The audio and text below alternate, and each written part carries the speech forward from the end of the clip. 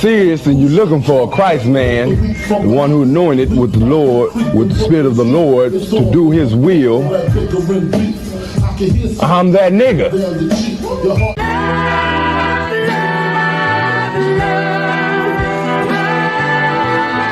One West, 125th Street.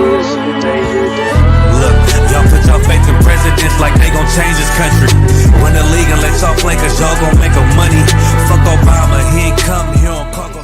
Yahanna don't like no soldiers. Through the Spirit of the Lord, we don't like no soldiers. You understand me? The saint, black, Hispanic, native, they hate y'all as the same. Hate Christ in their image, paint you as a slave. God ain't all love, scriptures say you hate African soft niggas, they know we not the same. School to prison pipeline to get you off the streets. Put you in the cell, toilet connected to the sink. Molested as a kid, she prostituted as a teen. The byproduct of Martin Luther King dream. They just took the yoke off, my nigga, we ain't free. We living bleak in these wastelands of poverty. If you don't know the truth, then the lie sound promising. Prophecy, gift and the curse. Dylan started killing, they was sitting in church. Black folk forgave him, man, this shit is absurd. You should never love your enemy, that shit ain't gon' work. Yeah, fuck dying on your knees, you better die in glory. Man, I joined the I.S.U.P.K, taught me the art of warring. I took a nigga life like mine to be recognized. I feel that pain every day, it can't be reconciled. Pops banging, my sister a prostitute. My brother got life, and somehow I still found the truth. War ready, no cowards, no excuse. Fuck reparations, you can't bandage no open wounds. Blood on the leaves, body swing hung from a noose. I was on a run in Nashville and I found the truth. I called the school, classes being held by the shock on my life. I want to be a gangster like a tide. Do this for my brothers, real brotherhood. Everything we do, we got it out this book. My nigga, I can never be no African. U.P.K the only authorized acronym. I'm passionate about my brothers and sisters. We in hell, I ain't got nothing against them. That's another religion. If it ain't under Yahanna, ain't he murdered by them and got a hug from Yahanna. That's the way out for a coward in my observation. They don't fear the Lord, they indoctrinated. Wolves in sheep clothing, Joe Osteen. Real priest bringing back black royalty. One West on my headpiece, rank and order. Can't let them trick me off the streets, I gotta raise my daughter. I got brothers at the border ducking ICE agents. I got the name change, it was life changing. My family thought it was a game, put on all black, they said I was going through a phase. It's more of us in jail than it was slaves. Aquí somos la Escuela Israelita del Conocimiento Práctico Universal. Hoy estamos aquí con Lord Commander General Yahanna na I.S.U.P.K.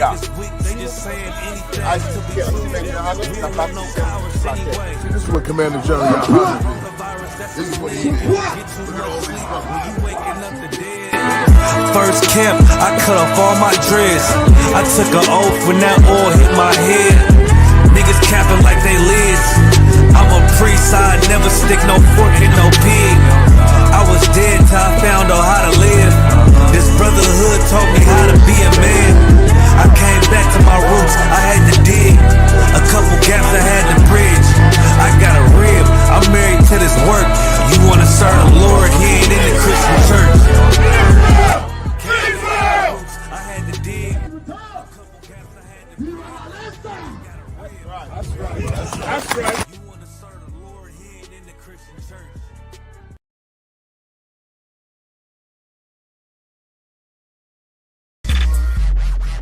Yo, Lot. These niggas stuck, man. Yeah.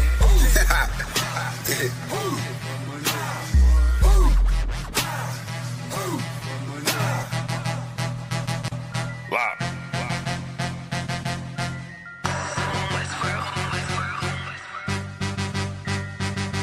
I've been eating pot belly. belly, greasy face, Glock heavy. Feed the safe, talking shit, do not tell me. I don't wanna see that hate, all that shit do not help me. I'm just trying to plead my case to the most high. Pray I see the gates. I was about to Cancun, but we just got the house instead. Covered all of them payment and now she got the bobblehead. Looking at me like dinner, she said she about to gobble lead. Point the beam like a pencil and then you gotta swallow lead. Point the beam like a pencil and then you gotta swallow it. Pack my bag with essentials, I can't forget the hollow tip. Niggas losing they mental and Satan come demolish it. Niggas all on they mental and get the whining like a bitch. Just like iron, they rust. Niggas trying, they luck. Keep it real, everybody out here lying. Save us, steady raising dead. They was out here lying and dust. Niggas on my head, so the brotherhood is a must. Any hood, I be riding with my brothers that I trust. Know I'm good, cause they slime with their fingers on the clutch. Money piling like I'm trying to make it stack in the rush. One west to the death, and that ain't even enough, cause I'm coming back. I ain't never done with that, gonna hit and spread your lies. I'ma let you run with that, wanting me to spread the thighs. I ain't having fun with that, nigga, hell no. Then she wanna chop it up like a lumberjack. Got some exes popping up, trying to run it back. Want me come and hit the hole like a running back. If the Lord take a soul, ain't no coming back. On my soul couldn't fold like 100 racks. I'm down for my niggas, I up for my niggas. I go and do the time, stay stuck for my niggas. I ride for my niggas, I die for my niggas. One west to the death, no lie, Lord nigga. I'm down for my niggas, I up for my niggas. I go and do the time, stay stuck for my niggas. I ride for my niggas, I die for my niggas. One west to the death, no lie, Lord nigga. The full Nicky on my waistline like a big nigga. No limit, I'm a tank, close game, hit different. We focus on who around, not concerned with who's missing. My boots digging, never been a house shoe. She don't like it, but she love me. I can tell when she want me. Tell, then I zip the body bag like a onesie. I'm dropping every day, let my feel clumsy.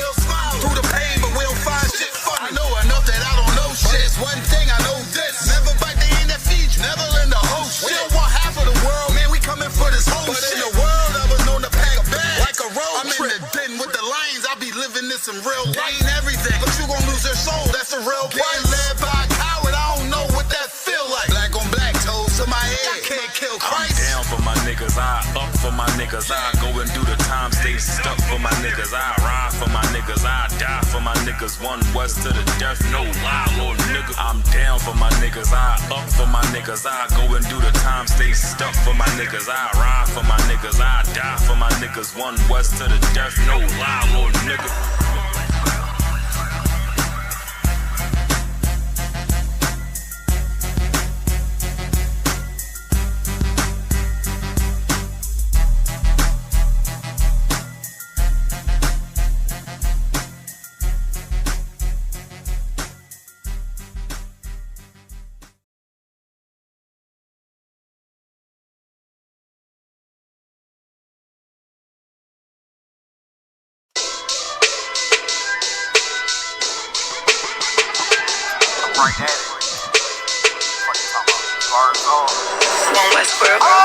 Hear the hunger in my voice, they used to tell me to speak up. The problem wasn't what I was saying, they couldn't keep up. Instead of moving around with some patience, they tried to speed up. It got colder than a bitter bitch, found me a way to heat up. What's a favor for a favor if we all didn't make it? Kept it 100 with everybody, but they just gon' change. I ain't get caught up in the hype, cause I ain't feel like I made it. Couldn't picture me here now, but here's your moment to frame it. And I ain't never understand that self-entitlement spirit. I felt your vibe, I don't wanna get near it. Before I made the appearance, I took a second, took a look in the mirror. This God, Lord, the only thing that I fear. Y'all got me fucked up. It's all passion, it's tradition, it ain't fashion. It's no action, they make threats and it's still passing. I think massive, no respond, that's still tact. Y'all should quit rapping. Cheap shots, I'm cinematic. I ain't average, I'm an overthrow fanatic. How I go, you lose and win like asthmatic. I got first, that's automatic. I'm the best in my division. In the ghetto like the pigeons, in the hood like the engine. You a bird for that chicken. I don't fake split decisions cause my mind made up, nigga. We in the end of time, but my time ain't up. Now when I was young and running wild and wide-eyed like a cabbage patch, I had to get it as vivid, adapted to my habitat. It's certain shit I won't do, certain shit you can't prove. My shit sound like a payday, yours like more when the rent. If I had $1 for every dime you counted, I would be broke. Watch it be coast, got a better chance, boxing the ghost. And they know I'm raw, and they know the squad, and I'm feeling large, still in charge. I don't make it follow, I follow the law. Standing tall like they hear on Mars. I just got a call from my bro, he behind the wall, he told me let it off. Niggas lying for some cat, I got a different line in me. Everybody intimidated, I got that God in me. You get focused on them dimes, I'd rather keep my nine with me. Help me get this off the ground, just know you won't fly with me now. I try and make the news. I ain't playing by the rules. I've been trying to play it cool, but that ain't gonna be the building. Y'all out here looking like fool. Home the truth. I ain't never had to choose. I'm trying to get beamed up, man. Y'all try and make the news. I ain't playing by the rules. I've been trying to play it cool, but that ain't gonna pay the bill. Y'all out here looking like fool. Home of the truth. Y'all ain't never had to choose. Trying to get beamed up, man. Y'all trying to make the news. I ain't playing by the rules. I've been trying to play it cool, but that ain't gonna pay the bill. Y'all out here looking like fool. Home of the truth. Y'all ain't never had to choose. Trying to get beamed up.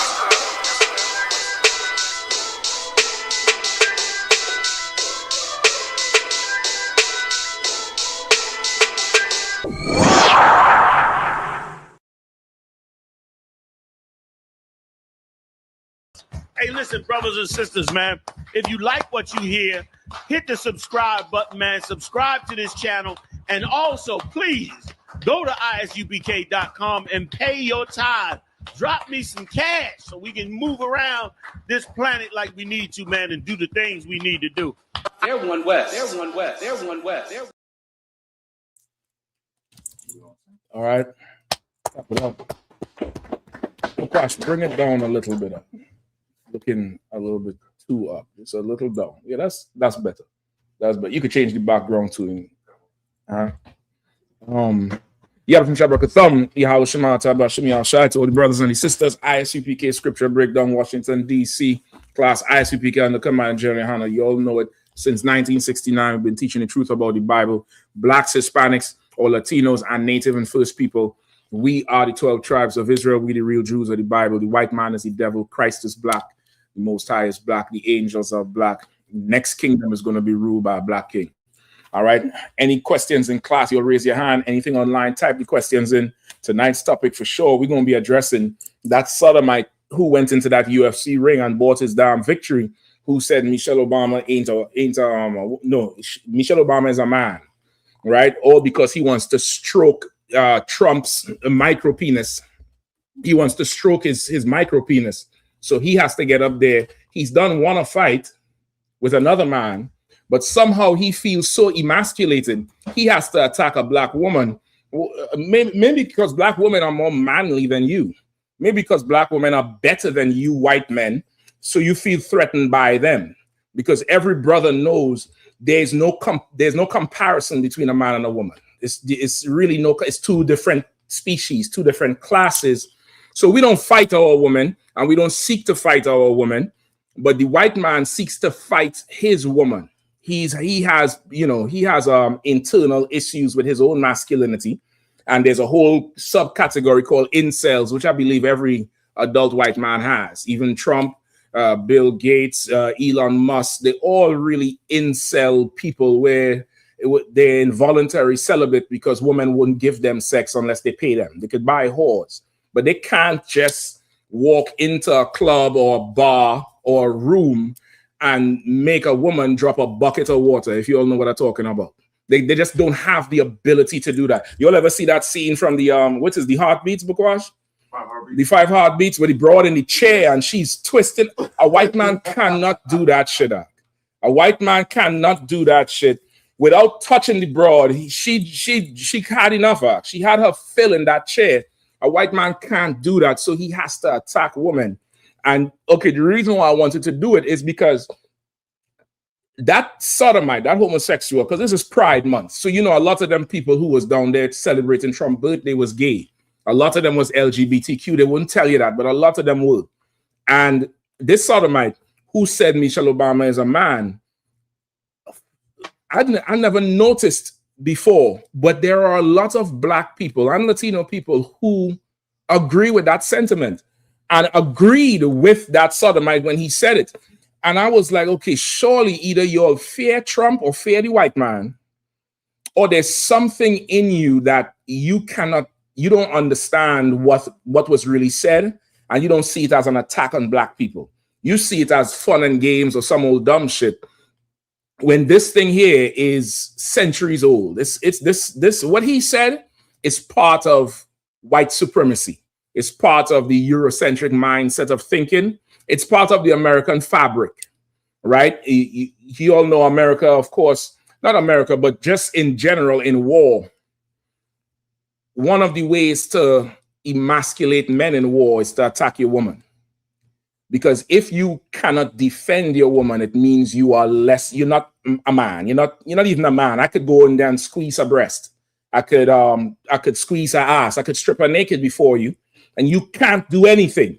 So when you see attacks like this from white men, it's an old trope. It's not something new. It's not, well, he called her Michael and all that type of shit. This has nothing to do with that. This statement was a clear attack on black people, the entire nation, black and Latino. And I'm going to show you by the end of the class why also Latino. Because a lot of Latinos would say, well, Michelle Obama is not Latino, but it's happened to Latino women as well. It's happened to Latino women as well, where they've been compared to men and their femininity has been questioned because they're not white, because they don't look like Melania Trump, some old skinny lip, narrow nose, skinny ass, bro. You're seeing her ribs. To a white man, that's a woman. He like his woman to look like a teenage boy. You get the point? But still, that's besides the fact. That's more icing on the cake, and we're going to go into it tonight historically and the psychology of it. All right? If there's any questions in the class, let me get them first before we start with that. If not, I'll jump into it. All right? You all know what's coming up. Tennessee is July 4th. Tennessee Cookout is July 4th weekend. I believe after Chicago, end of July, if I'm not mistaken. Then August is New York, or September. September weekend, I think, is the one in Philly. I think New York Cookout this year is in Philly. After that is Houston, I believe. And then California, or California, then Houston. I know Cali is the end of October. The end of October. This year is in Vegas, I believe. I believe it's Vegas. All right? And we rock with it. If anything, you'll put all your phones on it puts all your phones on vibrate, all right? Okay. All right. Anything? Come on with it, brother. So, like you said, can Zechariah 11:4-5 be used as a precept for celebrities, sellout celebrities? All right, let me hear you. You said Zechariah, right? Not Zephaniah? No, Zechariah. Zechariah. All right, let me hear you. Come. The book of Zechariah, chapter 11, verse 4. Mm-hmm. Thus saith the Lord, my God, be the flock of the slaughter. Mm-hmm. Verse 5, whose possessors slay them and hold themselves not guilty. Mm-hmm. And they that sell them say, blessed be the Lord, for I am rich, and their own shepherds pity them not. Mm-hmm. Yep, this is in my breakdown for leaders. This is in my breakdown for sellout leaders and Christian preachers. This is a UPK 101 precept for religious leaders, your politicians, and the oppressor. All right, you need it broken down, or you just wanted to know? Yeah, if I can get the... You'll get breakdown on it too? Yeah. Let's rock with 5. it. That's fine. That's fine. Go ahead and start again, 4 and 5. Book of Zechariah, chapter 11, verse 4. Mm-hmm. Thus saith the Lord, my God, feed the flock of the slaughter, whose possessors slay them and hold themselves not guilty. All right, verse 4, when it says feed the flock of the slaughter, what does that mean?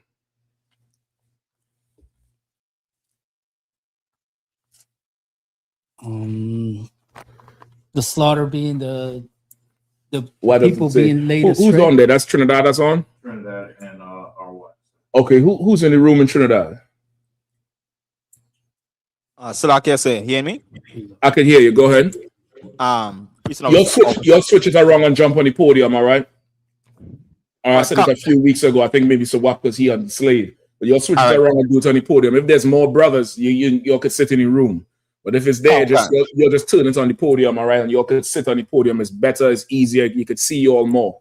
All right? Come on, cancel. Switch the camera around in the meantime. All right? All right, Izon. When you say feed the flock of the slaughter, what are we talking about? Would that mean the people who are being laid astray? This is possible. Okay, we'll hold that. And then this one is possible. This one here? Yeah, come on.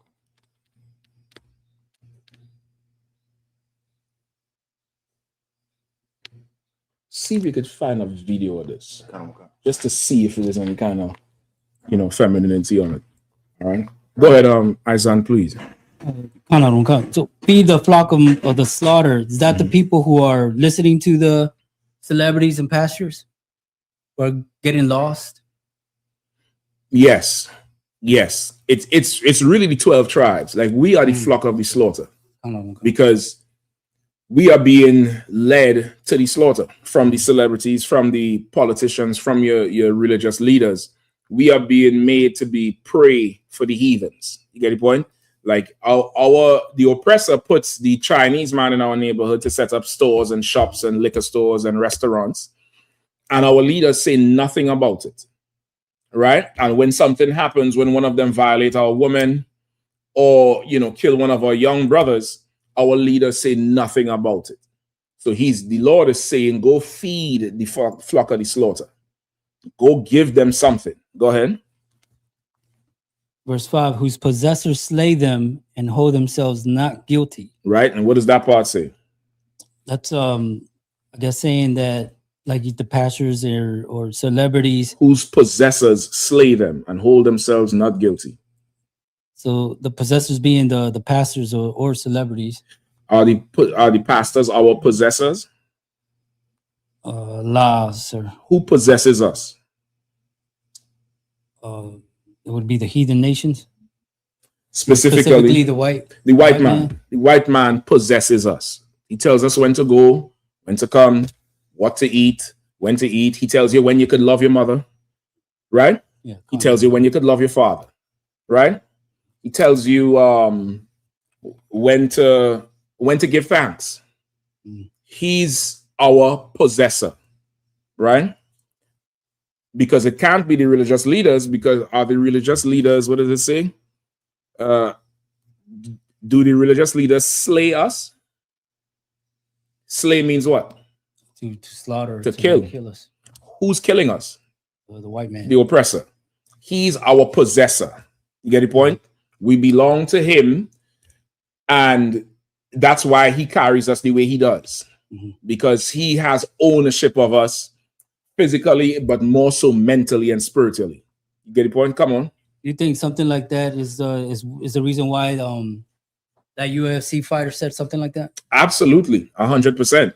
100%. It goes into it.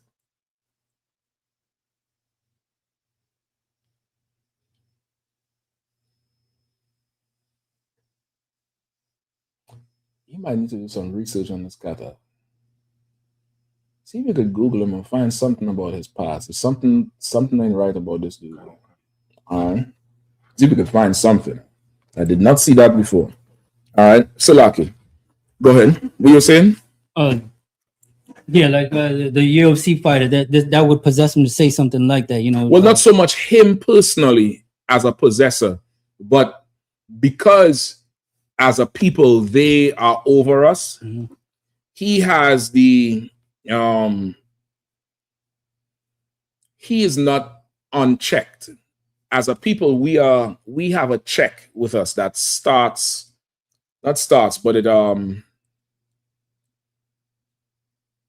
it's like a boundary we have without being told. You understand? We know. I'll give you a good example, right? Everybody here has taken a cab before, right? You know the old school cabs, the yellow cab, or the blue ones they used to have out in Maryland, and everybody's taking an Uber, right? As a people, when you leave the Uber, or the cab, how do you close the door? I don't slam it. We don't slam it. We don't slam the doors. I would think that's a normal thing among black people.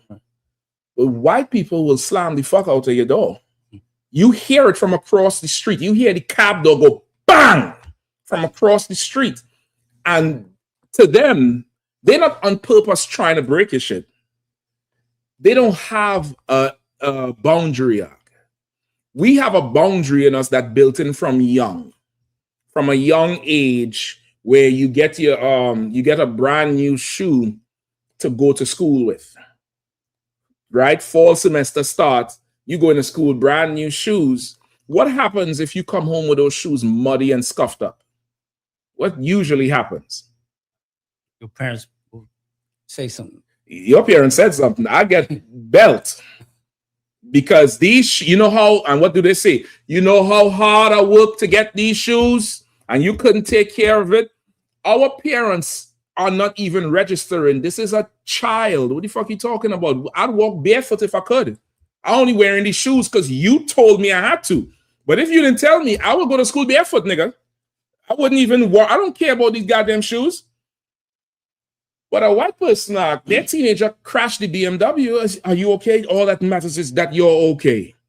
We'll get another one. They call the insurance up. They get a rental. The BMW man dropped the rental off for them at the house. We have a certain boundary in life that's taught to us because of our poverty, because of our oppression, because we don't have money to deal with basic things.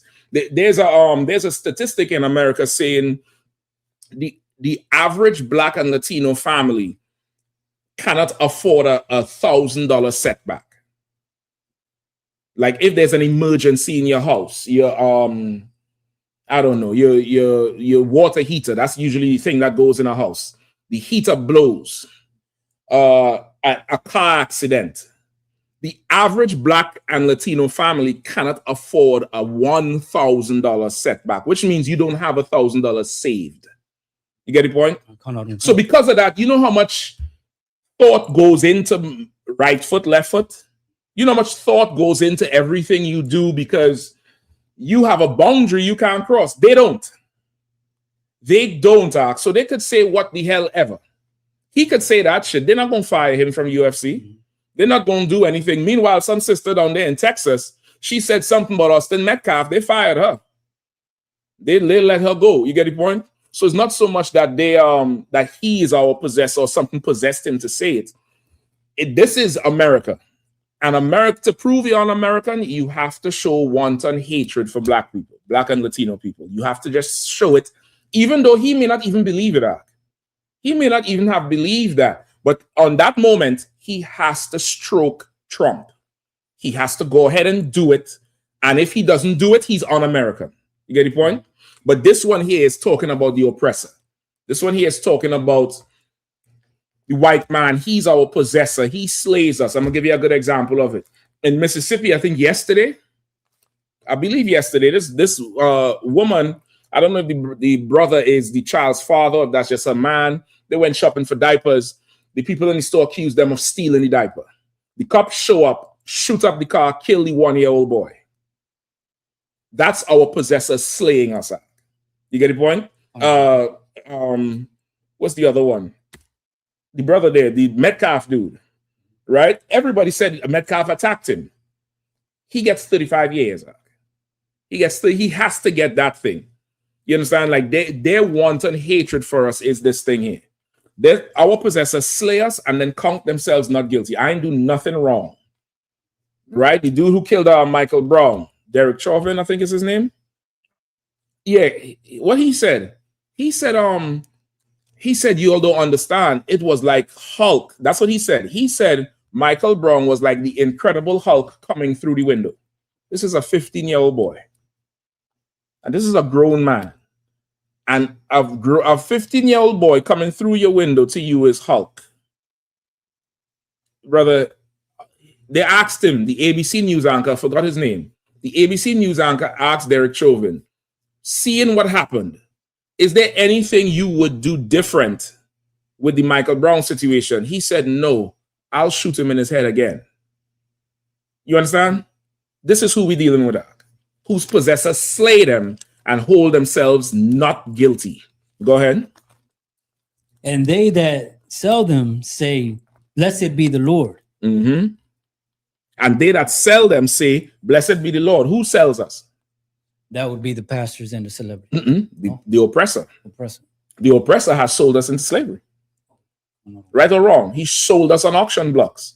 Doesn't he say, man, thank the Lord for slavery because it's civilized y'all will be in Africa some. That's what he says. Whose possessors slay them and hold themselves not guilty. And they that sell them say, blessed be the Lord, for I am rich. You get the point? Now, precept on precept, you could probably use this for your pastors as well, because they're sellouts. You get the point? because they get money for selling us out. Right? I spoke to some sellout this week. I couldn't believe it. Well, really, I could, because he's not in the truth. He's not in the truth. This little bastard telling me I'm wrong because Michelle Obama is a man. He has no idea where I'm about to go with this shit here. He has absolutely no idea where I'm about. He's going to apologize, I guarantee you. All right, go ahead. And their own shepherds pity them not. And their own shepherds pity them not. That's the leaders. Our own shepherds have no pity on us. They don't care. They're not sorry for it. Once again, they want to be so American so bad. They're willing to let our people be slain, abused, mistreated for their own gain. You get the point? And so you definitely use that for your leaders, your religious leaders and stuff like that. Somebody trying to say something? Yes, sir. So like it, sir. Yeah, about go ahead. Yes, brother. I was gonna say, was it Trayvon Martin? A lot of the so-called black leaders, our religious leaders, said he should have just cooperated. Maybe he wouldn't be dead. Listen, them purple faggots. Trayvon Martin, who the hell is Trayvon Martin? The white man tell him stop, he should have stopped. If you disobey the white man power, you remember that shit? If somebody could find that and send that for Bukwash. Is Mathaya on? No sweat. Somebody could find that and send it for Bukwash. He could play it. Where the little, imitation Levite, he said, if you disobey the white man power and wave with his hands like that, that's our leader selling us out. It's fun, brother, to see this shit is appalling and funny at the same damn time. And about a month later, the police killed one of their sons down there in, I forget, in Tennessee or something. Some woman had a son. He had a mental issue. The police gunned him down. And they're all there talking about community this and community that. When it's one of them, then now the tune changed. But when it's somebody else, they don't have they don't care about it. All right. So you could definitely use this. There's a few more, I believe, Matthew 23, the whole chapter. I think Jeremiah 23. Hold on, let me check Jeremiah. Matthew 23, definitely the whole chapter, top to bottom. You have to go nowhere else with that one. And Jeremiah 23. Hold up.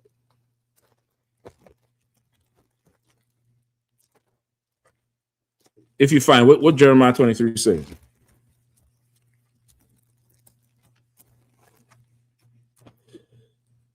Yep, I think Jeremiah 23.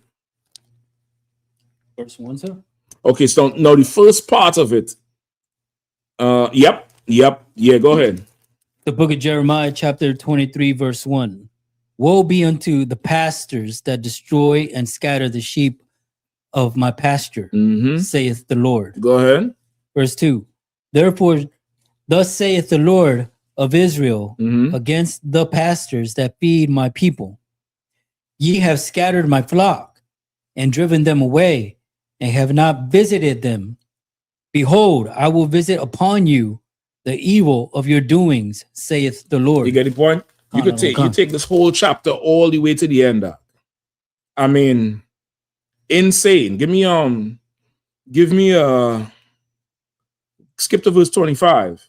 Boy, you bringing back some good ones here, boy. The book of Jeremiah, chapter 23, verse 25. I have heard what the prophet said, that prophecy lies in my name. That prophesy. The prophesies. So I have heard what the prophet said, that prophesy lies in my name, saying, I have dreamed. Who is that? That's Dirty Mike, sir. Exactly. Martin Luther King. Dirty Mike, orgy Mike. That's the Mike. You get the point? Yeah, I have a dream. Like, this is written in Jeremiah years ago. Thousands of years ago. You get the point? Keep reading. Verse 26. How long shall this be in their heart of the prophets that prophesy lies? Yea, they are prophets of the deceit of their own heart. They are prophets of the deceit of their own heart, which is Martin Luther King and his dream. You get the point? That came from him, because later he even said, you might whole thing, brother, to water. He later came out and said, I fear that I've joined my people into a burning house. He even regretted it. He knew his dream was a lie. He knew everything he was saying was a lie. That's in this whole chapter all the way down. Verse 25 is definitely Martin Luther King. You could use that for him. All right, so Jeremiah 23 or top to bottom, same thing with Matthew 23. And that same one in Zechariah, that's good as well. All right, there's a lot more leaders, 1, 2. All right, but yeah, you could definitely use those. The water, sir. No sweat, brother. To water you out. Anything else? Anything else yet?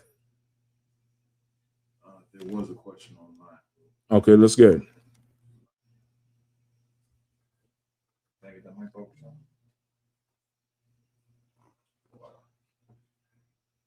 It's from 80s RPG Gamer. It says black fatigue. Do you know what that means? Well, you could tell me. What does black fatigue mean? All right, whatever RPG, whatever your name is. What does black fatigue mean? You tell me what it means. All right, I assume you're trying to make a point. You can hurry up and make your point. You don't have to, ask a question and answer. I answer one question and you come on. Just make your point. Just make your point. All right. Anything else?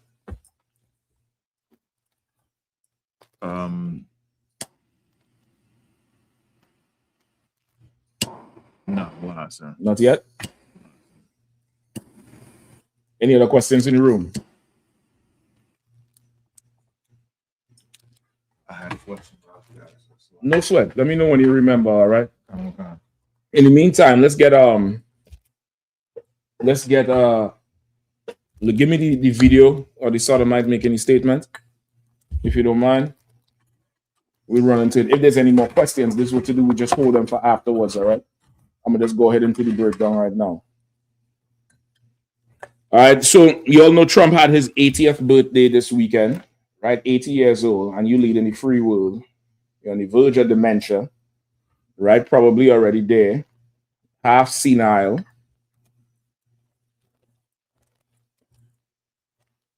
And he had this big celebration, right? Turned the White House into the Thunderdome. You all should have seen the motorcycles jumping damn near over the White House, brother. They didn't show you that part, right? They didn't show you the UFC fight. You also saw the motorcycles? Sir. Brother, he had dirt bikes jumping like it was Idiocracy? Like, what's that? Idiocracy with Terry Crews was the president? I ain't never seen that. It's lucky, bro.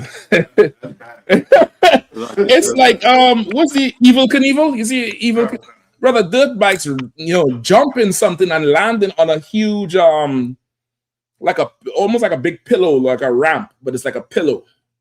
You get the point, so that they don't fall straight on the ground. And they're jumping and you're hearing this shit. And I'm like, this is the White House, nigga. This is the White House act. And he had dirt bikes jumping, bro. It's ridiculous. So he had his fight, and they had the UFC thing going. So now at the end of it, this what's the dude's name? His name is something Holkit. Josh Holkit. Right, Josh Holkit. I don't know what kind of heathen he is. All right, he got up and said something very disrespectful to black people. Right, anybody who thinks this is about Michelle Obama is an absolute idiot. You need to stop getting high. This has nothing to do with Michelle Obama. He said this about her because he knew that this would affect black people. This was to beat black people over the head in front of Trump so that he can please Trump. He can stroke his ego and please him. All right, you have the video? Come on, let's get it up.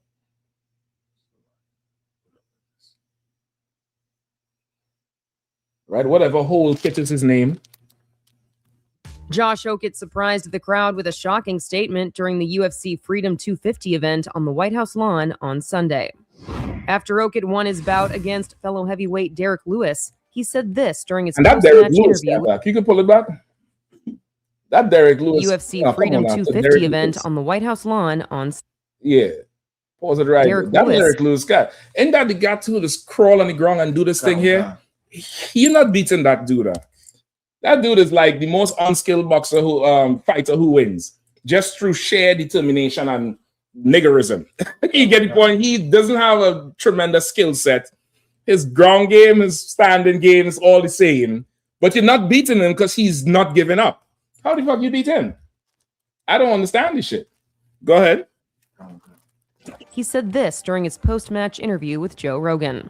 Michelle Obama is a man. Am I right, America? Some in the crowd could be heard laughing, while others seemed shocked. Rogan did not address the comments, saying only, "Ladies and gentlemen, Josh Hokett." The event was a $60 million made-for-TV spectacle sparked by a suggestion from President. Right, like even that, I'm assuming he's about to put this around Trump's neck, like if Trump fought. So this is to stroke Trump ego, for want of a better word.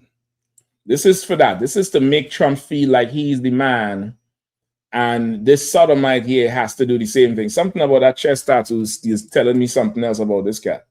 That tattoo is very high on his chest for some reason, and I don't understand why. Hold on one second. Bukash, come and take this one. Shalom.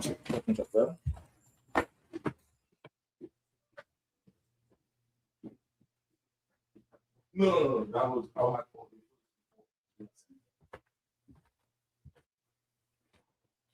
Hey, we're gonna get into some more of this. It's some surprising stuff. This is the first time I ever heard about this Joker. Who? Anybody know who he is? This is my first time ever hearing about this guy. He's calling out people that that he don't have no business calling out. With that, I pass the class back to Captain Shots. Of course, y'all know there's the parts. You could share that out too, all right? You can have Isan share it out. Just give him whatever. And then there's the forget what's that. I forget what it's called. It'll come to me in a second. Both of them, all right? It's already there. You can share it out. All right. So he's now stroking Trump's ego. He want to stroke Trump's ego by saying what he said. And this has nothing to do with Michelle Obama. I want to make this absolutely clear. He did this to disrespect black people because this is you could just put aside for me. You could skip me for now. Just get the brothers in the class, all right? Right? This is an attack on black people. This is saying I can attack your woman and you can do nothing about it. This is an old school trope that we had to be able to see ahead of time and understand it and go through for it. And it's something that sister's been suffering for a while. You get the point? Sister's been suffering this disrespect for a while, but it's not just a disrespect to black women. It's a disrespect to our nation. It's a disrespect to us. You get the point? It's an absolute disrespect to us. And it goes back. Give me J. Marion Sims. Give me J. Marion Sims. I'm gonna give you just a part of it, right? There's a book called Medical Apartheid. I usually have it in my bag. I don't have it here today. It's called Medical Apartheid that deals with the advancement of medicine in America, right? It deals with the advancement of medicine in America, and it goes into what different pharmaceutical companies had, the role they had in medical advancement and the history of certain medical advancement. Give me J. Marion Sims if you have it. I have something. I'm saying there's the brother on the bottom there. I need waiting to come in. Go ahead. J. Marion. You might need to pull a picture of him up too. All right. You might need to pull a picture of J. Marion Sims. Just get an image of him up on the screen. All right. You've heard. In fact, we'll start with that. We'll start with J. Marion Sims. All right. Anybody who doesn't know who this is who they call the father of modern gynecology. All right. When your rib or your sister or your mom go to the OBGYN to check their feminine care because of how their system is made, they have to have more routine checks on their private area than a man does. A man usually waits later in life before he starts to go get checked out. But it's very normal and encouraged for women to go get themselves checked and make sure their health is intact. So they call him the father of modern gynecology. All right, go ahead. Colonel Khan, J. Marion Sims, January 15th to 1813 to November 13th, 1883. Right, 1813. So that's not too long ago. That's not even 300 years ago. That's 200 and something years ago, close to 3, right? Which he was born in 1813. So by the time he became a full-fledged doctor, you know, he got to be about 30 years, 40 years at least. So we're talking about what, the 1850s? When he was practicing. Go ahead, which is not long ago, right? Go ahead. Colonel Khan was an American physician in the field of surgery. Mm-hmm. He was most famous. His most famous work was development of surgical technique for the repair of the vesiciovaginal fistula, a severe complication of obstruction childbirth. Right. He did a lot of work with the vagina, with the vaginal health, and developed tools. Give me the famous picture of him. Give me his most famous picture. It's so famous. The company Pfizer. Y'all know who Pfizer? You ever heard of Pfizer? They make medicine and all that type of shit. Pfizer had bought the rights to this picture because the history of this picture came out later, right? When you see this picture, those of you who know what it is, don't even say it. The brothers who've never, when you'll see the picture, tell me who've never seen this picture before. Have you seen it? You probably, well, just look it up on the computer. You don't want to look it up there? Okay, no sweat. You found it? I'm not sure. There, okay. Yeah, this is his most famous picture. Pfizer bought the rights to this picture because the author of the book Medical Apartheid was going to use the picture on the front of the book, and they got the rights to use it. But when Pfizer found out what the book was about, they pulled it. Even this picture, I believe they have the full rights to it. You can't use it commercially anyway, right? And this picture is up in the offices in Pfizer. Anybody has never seen this picture before? All right, Izan, go ahead. Young brother, you seen it before? No. All right, no sweat, pass the mic to the brother. Go ahead. No, I was just kind of like surprised you said that this picture is up in the offices. It's up in their office in Pfizer, the main office. Probably not everywhere, but in their main office. And also there's a bust, which is what the chest up statue. That's what there's a statue that they made out of clay or marble. And there's something called a bust, which is like a head up statue. That's a bust. They call that a bust. They also have that in the offices in Pfizer or outside of the Pfizer headquarters. All right. This is a statue of J. Marion Sims, where the love of man is there's also love of the art. Some fucking bullshit. But anyway, let's get back to the picture. All right, go ahead, Izan, what are you gonna say? No, I'm just shocked that they would have it displayed. Oh, okay, you have to do the research. This damn devil here, J. Marion Sims, he made them a lot of money. He made them a lot of money. Ridiculous money he made them. Could you zoom in some more? All right. Okay, so Izan, you've never seen this before. What does this look like to you? No, not that much. All right, I'll take that. What does this look like to you? Now, don't try to guess what's going on. Just as you see this picture, what does this look like to you? It looks like they just randomly grabbed this woman and about to like do some kind of experiment. I say that because of the two people hiding behind the curtains. So they were sort of like, if she dies, oh well, we got two more in the back. I'll take that. Anybody else? Young brother? Pass the mic on. Because Jesse Pie is back there too if the brothers want him. Yeah, I would say it looks like she was chosen. Mm-hmm. Yeah, like the brother just said, that she's gonna be experimented on. I'll take that. I probably let it out a little bit. I should have showed you the picture first. If anybody online, because let me know if anybody online saying anything, any comments about it, right? Who hasn't seen it before?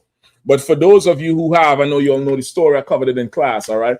I'm not gonna go into it fully. I see UPK Shalat said she's being violated, not in the way you think, but she's about to be violated. All right. This J. Marion Sims is the father of modern gynecology. That's who they crown him as. All the tools, women would know these tools, the stirrups that you put your feet on for even when they go in for childbirth, the forceps that they put into your woman to open her up to look at her cervix. All that comes from him. All the tools of modern gynecology comes from him and from what he from his experiments. Now this picture is famous because this for one, no, this is not Henrietta Lacks. Henrietta Lacks is another one. So Waterford reminded me of her too. But this is not Henrietta Lacks.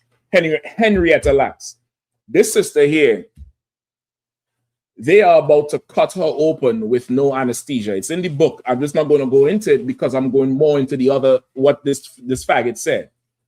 They said this picture paints a picture that's not really what happened on the farm. This is a plantation. He's in a barn. If you look closely, the two helpers are his medical assistants. Bukwash, could you zoom in lower down by where that chair is, the green chair? Is it possible to zoom in down there? Give me some more. Give me a little more zoom. Yes. That's it. No sweat. So you see a wash pan in front, the blue pants. Then you see a chair because he has to sit because why? She's going to be laid on her back with her legs open. There's a bucket to catch whatever. And what's on the white towel on the table?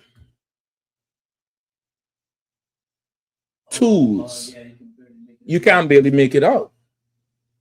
They said, brother, in the book, in the medical apartheid book, they said the screams on the plantation would stop work because the woman would be screaming in such blood-curdling pain. That's what that's the words from the book. Blood-curdling agony. They said this picture was such an insult to what really happened because it shows, go back up to the pan out so we could see the woman up in the corner. It shows the two women peeking as if they're the help, or they're just curious as to what's happening, and that's not what was happening. They said the woman, he done killed so many women and dismembered so many women in the name of medicine, and only black women. They said the woman's cries on the plantation would stop work. People would just be like, "What the fuck is that?" and stop. They said there was blood, so much blood everywhere in the barn. It was like a horror show. And he's doing all of this without anesthesia. Why is he doing this? Who can tell me why there was no anesthesia? Why it was done in a way that our women were expendable? What's the reason? All right, a sharp instrument, and Benjamin, that's right. Surgical tools, yeah, that's right. All that's in the picture. And no painkillers. That's right, Barack. When the white man is the damn devil. But why did he do it? Not for his lust of hate. Not for his lust of, that's part of it, but I need some specific. And that comes to the root of why this statement about Michelle Obama cannot be left unchecked. It cannot be left unchecked at all. Go ahead. Barack Wana says, Mbanyamam says their lack of humanity. Barack Wana says because Edomites felt black people didn't feel pain. That's it. It was, today, even today, you go to the ER or something and you ask for painkillers, they don't want to give it to you. But yet the white man has an opioid crisis because of painkillers. Because it's been a long myth that was taught as fact in the medical field that black people are closer to animals than human.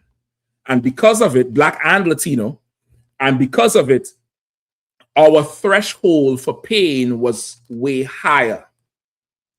For instance, a horse or a cow doesn't make noise when they give birth. You get the point?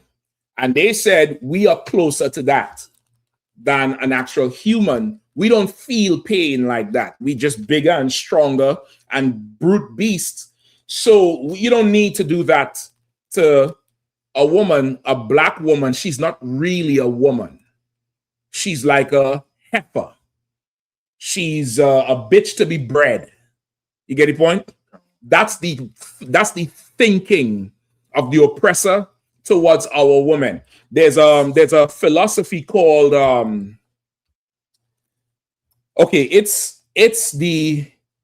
it's the image of our woman in the oppressor's mind, and one is Jezebel, and the other one is a diamond, sapphire. Look, somebody could look that up for me. One of you brothers online, all right, give Bakwash a little break with looking up the stuff. Let him focus on the computer. One of you brothers who in the stream, look up the black characteristics of Jezebel and sapphire and give me the definitions of it from the perspective of the white man. For the longest while, they've in the medical field, they have taught that black people do not feel like everybody else. They thought that they have taught directly and indirectly that black people are less intelligent, that we have lower brain functions and lower brain capacity, which is why even in the late 1800s and early 1900s, they would euthanize so many of our women in these sanitariums. They would ward you in as being mentally unfit. And while you were there, they would say you're mentally unfit. The word imbecile was very strong. This was a medical diagnosis. You're imbecile, you're slow. There's another word that's escaping me now. You're imbecile, you're slow, you're mentally unfit, and they would rule you, you're not fit or capable of raising a child. So they would basically not euthanize, but sterilize. That's the word I want to say. Sterilize our women, meaning take their womb out in surgical procedures without the woman even knowing, so that they don't have children anymore. This is all with the eugenics thing, try to lower our population, but it's all in the same thought pattern of how they view black people. You get the point? Go ahead. What do you have? You have it? Go ahead, Izan. The terms Jezebel and Sapphire. Right. Hold on. U.P.K. Shapat, U.P.K. Shalat, maniac or unfit. That's right. Go ahead. The terms Jezebel and Sapphire refer to historical and biblical figures that were heavily distorted during the era of slavery into damaging racial characters or tropes. Right. They used these images during slavery and distorted them into attacks on the black community through damaging racial characters or tropes. A trope is like a underlying theme of something. You get the point? It's like a trope, like I'll give you a common trope.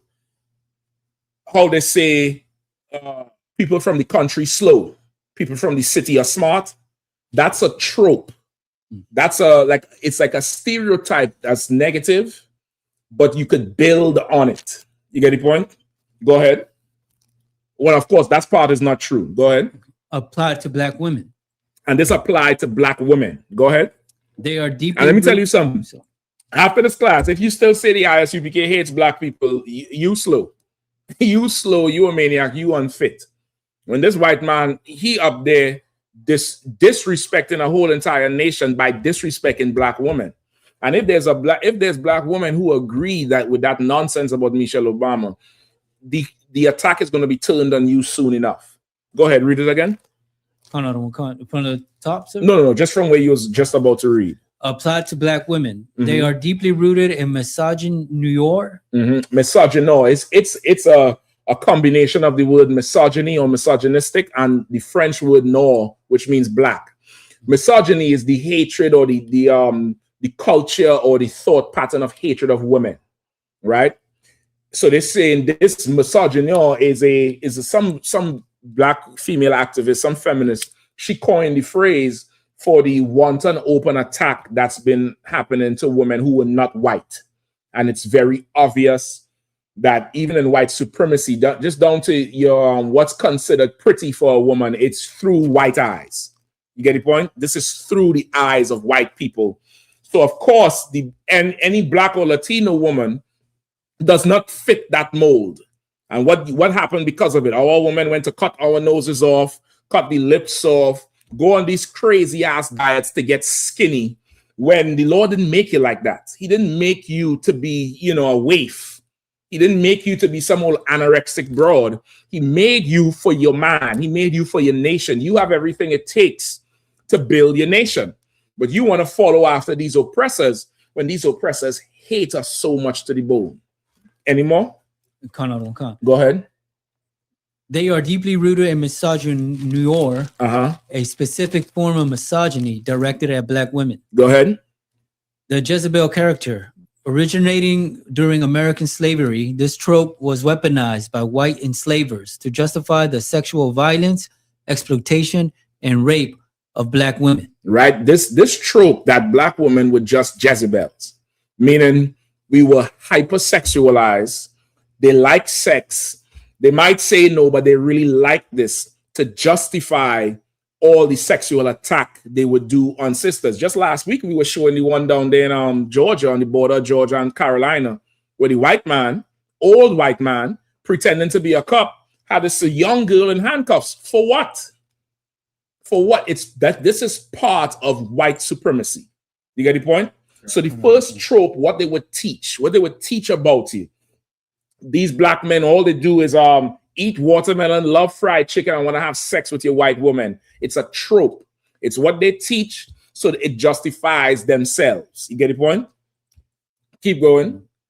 Hypersexuality. Black women were depicted as lustful, promiscuous, and animalistic, falsely framing them as eager temptresses rather than victims. Right? This again, whose possessors slay them and hold themselves not guilty. This thought, I'm coming to you, this thought pattern was so that they would be hypersexualized, always naked, animalistic, aggressive. That sounds like any female rapper today, which lets you know the women who are in entertainment, what they present is not who they are. This is some white man, usually the small hat, who is pushing this trope or pushing this image so he can justify everything he does on the back end. You get the point? Go ahead, Bukwash. T. Dieterman says, it might sound crazy, but imagine if he didn't do what he did. It's like he kind of saved women at the same time, though. Listen, T, I'm going to save you and I'm going to save your mother when Christ come back. When Christ come back, I'm going to save your mother, your wife, your daughters, your baby sister. I'm going to save the future of them. I'm going to do something with them that's going to ensure the future for your people. If he saved, you get the point? He saved the future of us. We've been through Egypt, nigga. We've been through Babylon, Syria, Rome, and this nigga saved us. So what the fuck was Moses doing? Moses was cutting people open? Maybe if you don't eat pork, shrimp, crab, and lobster, you don't need all this invasive treatment. Maybe there was knowledge existing before this devil that you devils don't even know about, that you devils don't even understand, whose possessors slay them and hold themselves not guilty. Now, put the picture back up on the screen. What's the name? T. Dietermans. Dietermans is some white name. It sounds like Belgium. It sounds like a Belgium name. And you see he has the monkey face up there with the pink lips. This is a white man who is watching the DC page because what I'm saying is fucking true. Right. So you have to say something about it. I know this is the truth I'm talking about. Thank you for justifying me, T. Don't forget, tell your mama I'm gonna save her, all right?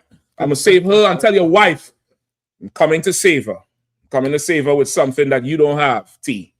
Something that you don't have. Something of epic proportions, T. Fuel brought to you by Watermelon Felon. T. All right? Let's keep going. So we had Jezebel, right? You can use the other mic too, now. Go ahead.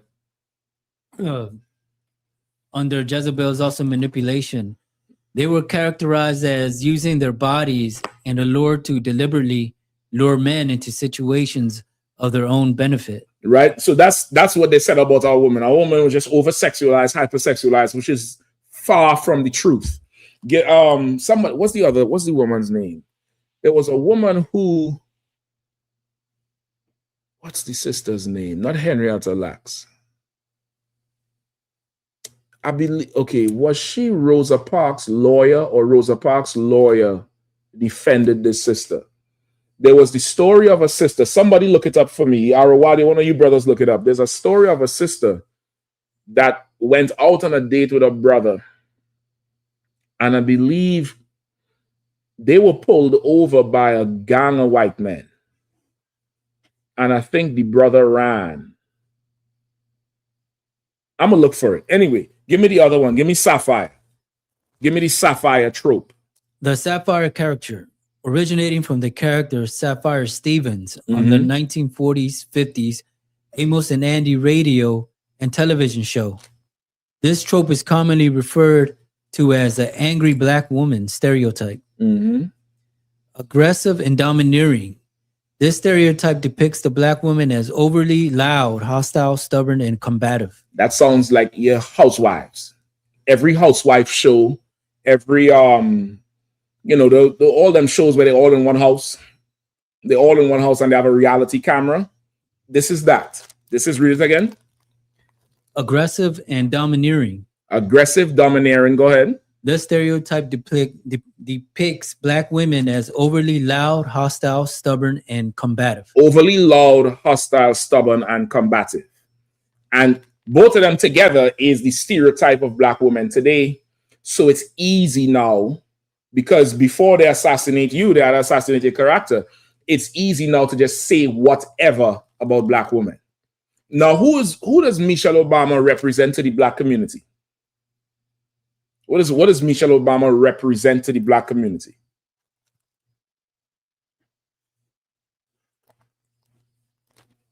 Right? She was the former first lady for 2 terms, 8 years. What is Michelle Obama's credentials? So, like I said, if I could. Go ahead. She represents success, you know, in the eyes of black women. Well, black men too are. Go on, okay. She represents a lot of success. Why success? Right, Barack, when I said this is the first black first lady, that's absolutely correct. What else? Success because what she has achieved, you know, all her degrees, you know, all of her accolades, and how they basically praise her, you know. Well, listen, the Bible says to praise a woman when she does great. And Michelle Obama, brother, is a certified lawyer.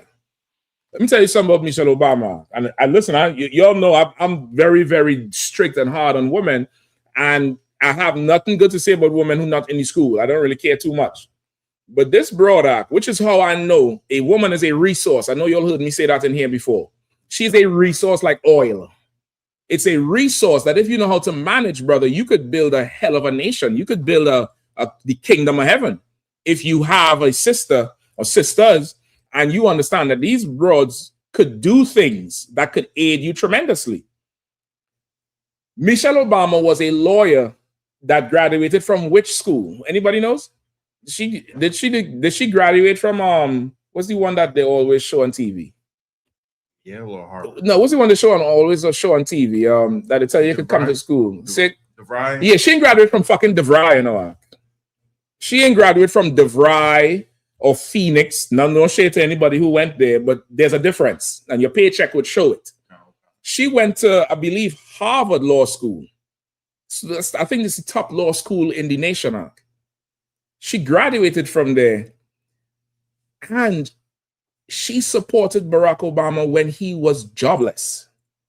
Barack Obama made it to the White House because of her. Right. Not on his own. She supported him until he came up. Now, if a heathen could do that with your woman, imagine what you could do, Ak. He a fucking heathen. Imagine what you could do with your woman. Now, you let some faggot get up in the UFC and you siding with them? You don't understand. This is an attack on black people as a whole. It's an absolute attack on black people as a whole and absolutely ridiculous. Because you had something you was going to say? So there's a brother online, Samuel C. 1969. He says, you know, all black women respect black men more and prefer them over us. I can listen, but hold on. You know, Does he say in comment? It's You all know black women respect white men more and prefer them over us. You are a liar. I think you are a white man. I don't think you're a black man. I think you're a white man who says that black women prefer white men over all black women prefer white men over black men. That's ridiculous. What the fuck is you even talking about? Are you stupid? You're a white man. Go ahead. I can listen, but I see the world as it is. I can't become a trooper and pretend outside this black women are not hostile. Black men too, and Latinos, along with white people, hostile and disrespectful. Okay, this is what I want you to do, Samuel C. 1969. Just pause where we at in the stream and go back from the beginning of the class when I saluted everybody, and see if you could find when the fuck did I ask you to become a trooper. Just see if you could find it, timestamp it, and let me know when I asked you to become a trooper. We want no cowards in our camp who will let their colors fly. That's right. We want no cowards in our camp, only men prepared to die. That's right. Oh, the black woman only love the white man. Shut up, you old whiny bitch. Nobody don't want you as a trooper in here. Fuck is wrong with you? Yes, I can get out of hand. What is wrong with you? Like, this school ain't filled with black and Latino women who only want black men. Nigga, I mean, devil, because you're not a brother. I already know you're a devil. I'm just saying it. All right. What else you want? What else you have, Bukash? We good? Also, somebody, this is what I need. Go ahead. I don't know if this is the story you was trying to get, because I got a story. It say it's about a couple. They was on New Jersey Turnpike in 1996. That the police. No, I think it's older than that. This is older than that. But go ahead, let me hear it. Okay. This is from 1996. Horley and Kennard Laster. State troopers fired on their van, injuring Kennard, who fled into the woods. This is a story. This is an older story. This is old. This is around Rosa Parks' time, civil rights time. I'm gonna just give it to you for time's sake, right? They pulled the couple over. They went on a date. They pulled the couple over. I think they told the man to leave, and he left, and he shouldn't have left. And it said they played in the woman all night long. And played in her means they inserted all sorts of things into her. And it reminded me so much of J. Marion Sims. And playing meaning like a white man is like a child with a magnifying glass. You ever see them kids with and they want to melt everything and they'll dissect an animal? That's him. That's him. And that's what he wants to do to your woman. And it's not that he has something for her. This is him saying to you, you ain't shit. Because if you will, you would stop me from doing this to your woman. You get the point? That's this. So that thing there is not just an attack on black women. It's an attack on us as a people. All right? So you get this part. You get how, and from this, you have the medical mispractice or malpractice of how they dealt with women. Somebody look up the statistics of black women survival rates in childbearing versus white women or any other nation. Come on. If I can just read one more part to this. Please, go ahead. These tropes were designed as tools of subjugation and control. Scholars like Dr. Carolyn West have explored how these historical caricatures evolved into modern depictions of black women we see today. Mm-hmm. That's all. Yeah, it's a trope. And meanwhile, while they're doing this, the white woman is described as what? Pure and clean and so feminine and so virtuous, which is why the physical depiction of the white man's quintessential white woman is the blonde hair, blue-eyed, skinny girl. Because that's who the girl next door, that's who supposed to inspire something in you. But what's the truth about his woman? She's a whore. Right. She's a slut.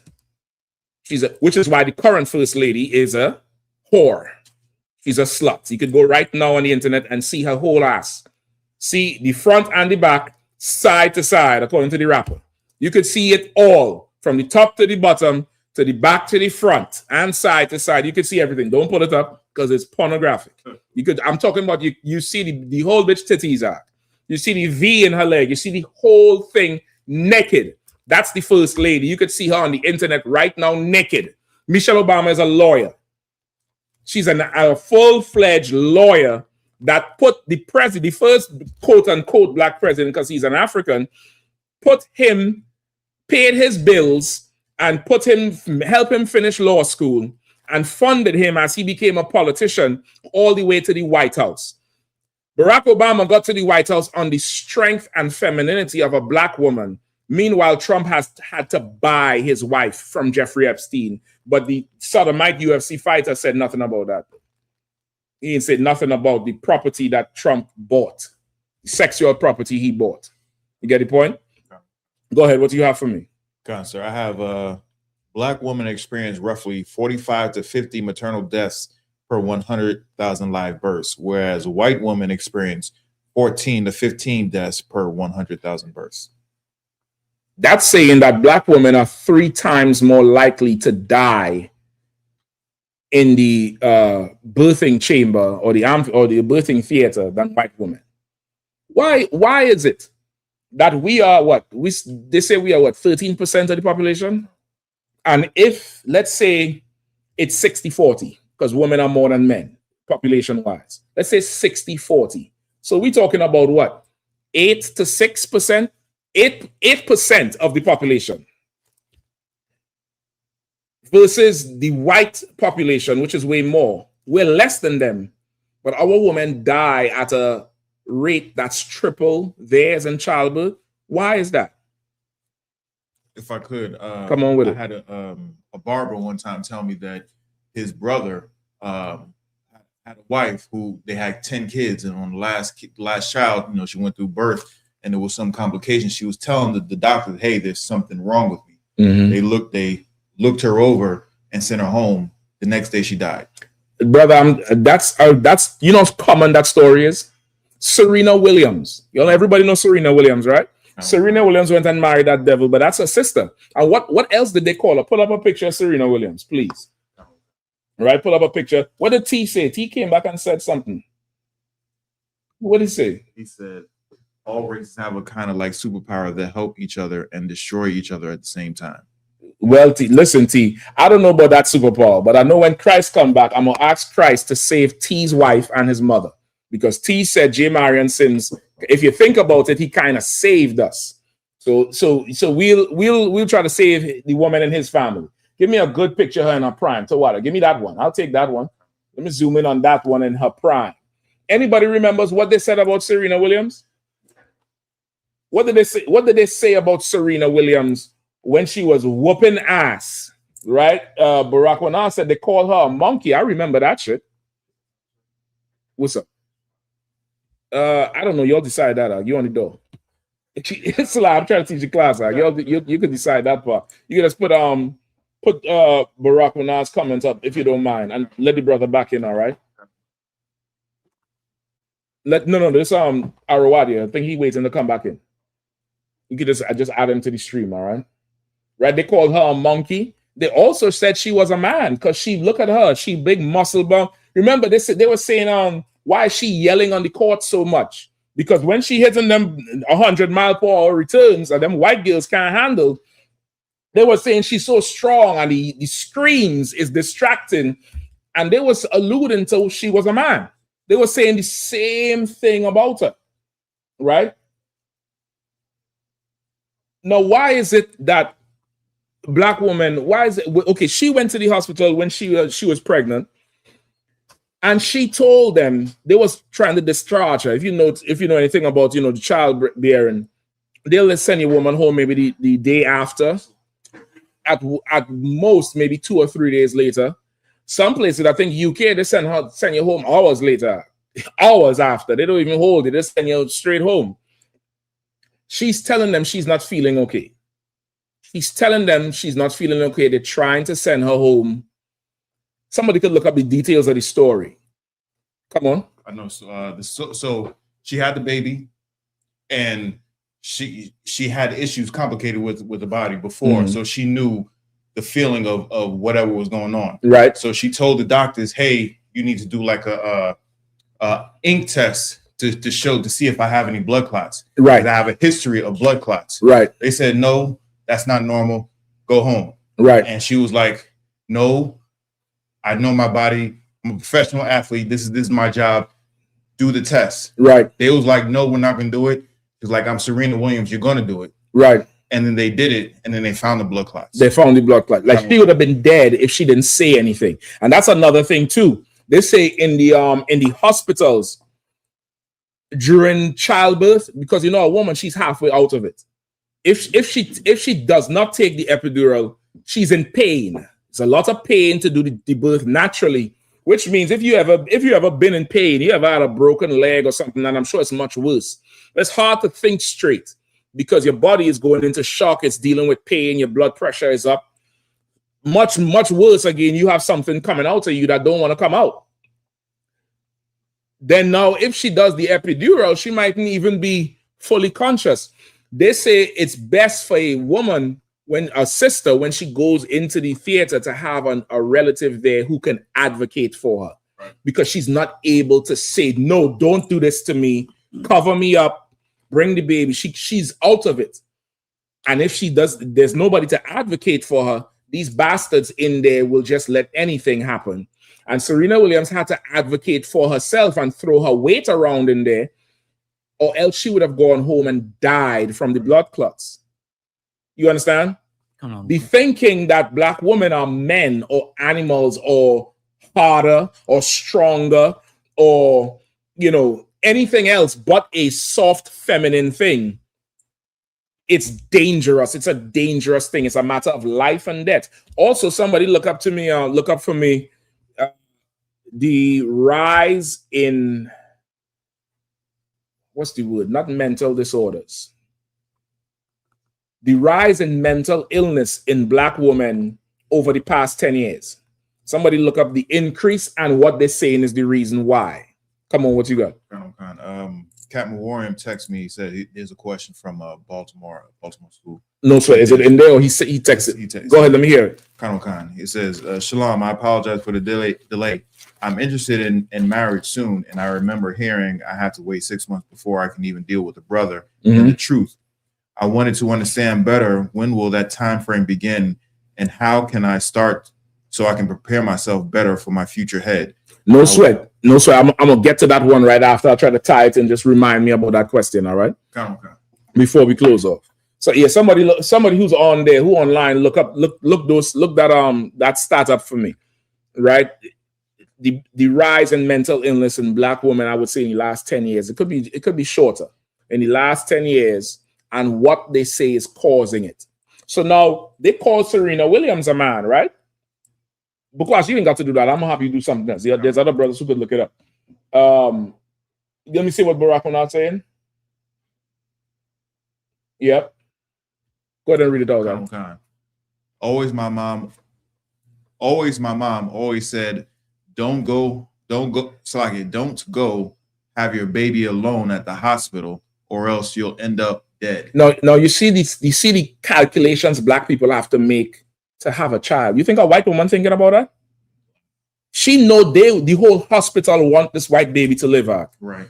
Listen, it's so bad. We having babies and blow up pools in the living room. You understand? We going that far with this shit, and she's absolutely right. I think Yahanna said, they said she was a man. That's right. They said she was a man. They said even her and her sister, which is Venus, were men. Now, because I've seen this before. Can you pull up a picture of Steffi Graf? Y'all might remember who the fuck Steffi Graf is. I remember because I was trying to play every sport, under the sun. Just start pulling Steffi Graf. I believe that's not her. What's the German one? Martina Navratilova. Look up that one. Oh no, hold on. I think that's the one. Martina Navratilova. Look up that one. How you say it? Not Martina. No, Martina. Yeah, Navratilova. What's the German tennis player? Yeah. Oh, brother. Look up. He wants. Just pull up anyone up. This is not a man? You mean to tell me this is not a man? Give me another picture of her.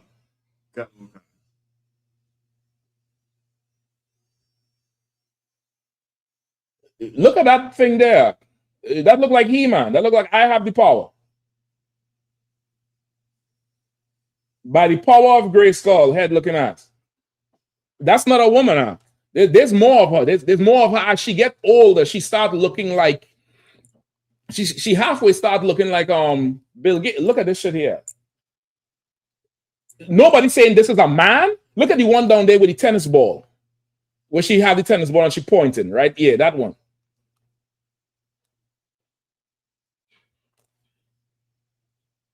That's not a man? You mean to tell me that's not a man? There's one from Argentina. Look her up too. She had a big beef with Serena because Serena was whooping her ass. And this bitch strapped her. I mean, muscle-bound strap. Go ahead. If Bruce Jenner had stayed a man, that's how that shit. That's Bruce Jenner right there. Come on. That's Bruce Jenner right there. Give me the one from Argentina. It was an Argentinian tennis player that had a huge issue with Serena Williams because Serena Williams was putting belt to ass. So like you said, I got that that over the past 10 years, black women mental disturbance. Let me hear you. Let me hear it. Go ahead, Radia. Over the past decade, mental illness rates, particularly major depression and anxiety, have steadily risen among black women. Mm-hmm. This increase is closely tied to the cumulative impacts of systematic racism, gendered microaggressions, and the disproportionately high rates of untreated maternal mental health disorders. Hold on, read it again from the top. Bukwash, I think you had the last one was her. That was her. This one? I think so. The same shoes. No, this is a younger girl, right? That's no. Hold on, scroll down. No, on the other side with the other I ain't too sure, brother. I ain't too sure. I can't. But there's one who's an Argentinian one that look, brother, like cyborg. I mean, hell. Go ahead. Go ahead, Arawadia. Over the past decade, mental illness rates, particularly major depression and anxiety, have steadily risen among black women. Make sure Arawadia is up on the screen when you read it, all right? Go ahead. This increase is closely tied to the cumulative impacts of systematic racism, gendered microaggressions, and the disproportionately high rates of untreated maternal mental health disorders. Right? Of the high rates of maternal disorders. I'm gonna give you some more. Did they mention anything about being the strong black woman? Let me see, sir, because it goes into a lot of the it's got another list of everything all the suffrage. This is trauma and what I'll read it first. I mean, I'll scan through it first, sir. Yeah, just scan through it and just get back to me, all right? I'm gonna just jump ahead and say, go ahead, Izon. I have the one you're looking for, sir. Go ahead. the quote unquote strong black woman. Put me back up now. Go ahead. The quote unquote strong black woman schema. Cultural pressure to surpass emotions, resist vulnerability, and carry the burden of... Hold on, read that up one more time. Cultural pressures to surpass emotions. Right, they say this is what contributed to the mental health, the rise in mental illness or mental health cases among black women, black and Latino women. Read it again, cultural what? Cultural pressures to suppress emotions. Cultural pressures to suppress emotions. What does that mean? You have to be tough. You have to be a boss bitch. You can't be female anymore. You have to, if you want to survive in a man's world, you have to be able to what? Think like a man, act like a woman. You remember all that brainwashing bullshit? All that has contributed to women having mental breakdowns now because the Bible says she is the weaker vessel. She was never meant to be a man. But leave it to the white man. He wants to turn your woman into a man. He want to put a gun belt on her and send her to be a police officer. He wants to put a flak vest on her and send her to the military. He wants to do all of that, and it's now resulting in women having mental instability. Keep reading. Resist vulnerability and carry the burden of caregiving, often mask. To resist vulnerability and to resist carrying the burden of caregiving. Go ahead. Often mask severe depression and delay help seeking. Right? It masks severe depression and delayed help seeking. What is delayed help seeking? Give me another phrase for that. You all know it very well. What is delayed help seeking? Making up excuses. Remember, this is our woman we're talking about. So, like, sir, if I could go ahead. Saying, like, basically, is it saying they don't need no help? There's nothing wrong. Which is otherwise known as what? Denial. No. INDEPENT, please. No, I mean, do you know what that means? You remember that shit? Okay. Neil had a whole song, Mrs. Independent. That's why I love her. They said all that shit contributed to her mental illness. Delayed asking for help. She knows she need help, but she has to pretend to be so strong and not emotion, because woman, something go wrong, she's gonna cry. She's gonna cry. You're gonna have to console her. You're gonna let her cry. You can't be like, what are you crying for? Just let her cry. Let her cry it out. That's just part. It's like sweating. It's like when you exercise and you sweat, it comes out. Will somebody say, man, what are you sweating for? Did anybody ever say that shit? No, because it happens. This is who she is, she's gonna cry. You might go hit the punching bag or break something. She's cry. Let her cry. Comfort her and cry. Go ahead, cry, baby. No sweat. You good now? All right, come on, let's talk. She get it out her system. Now she's back to...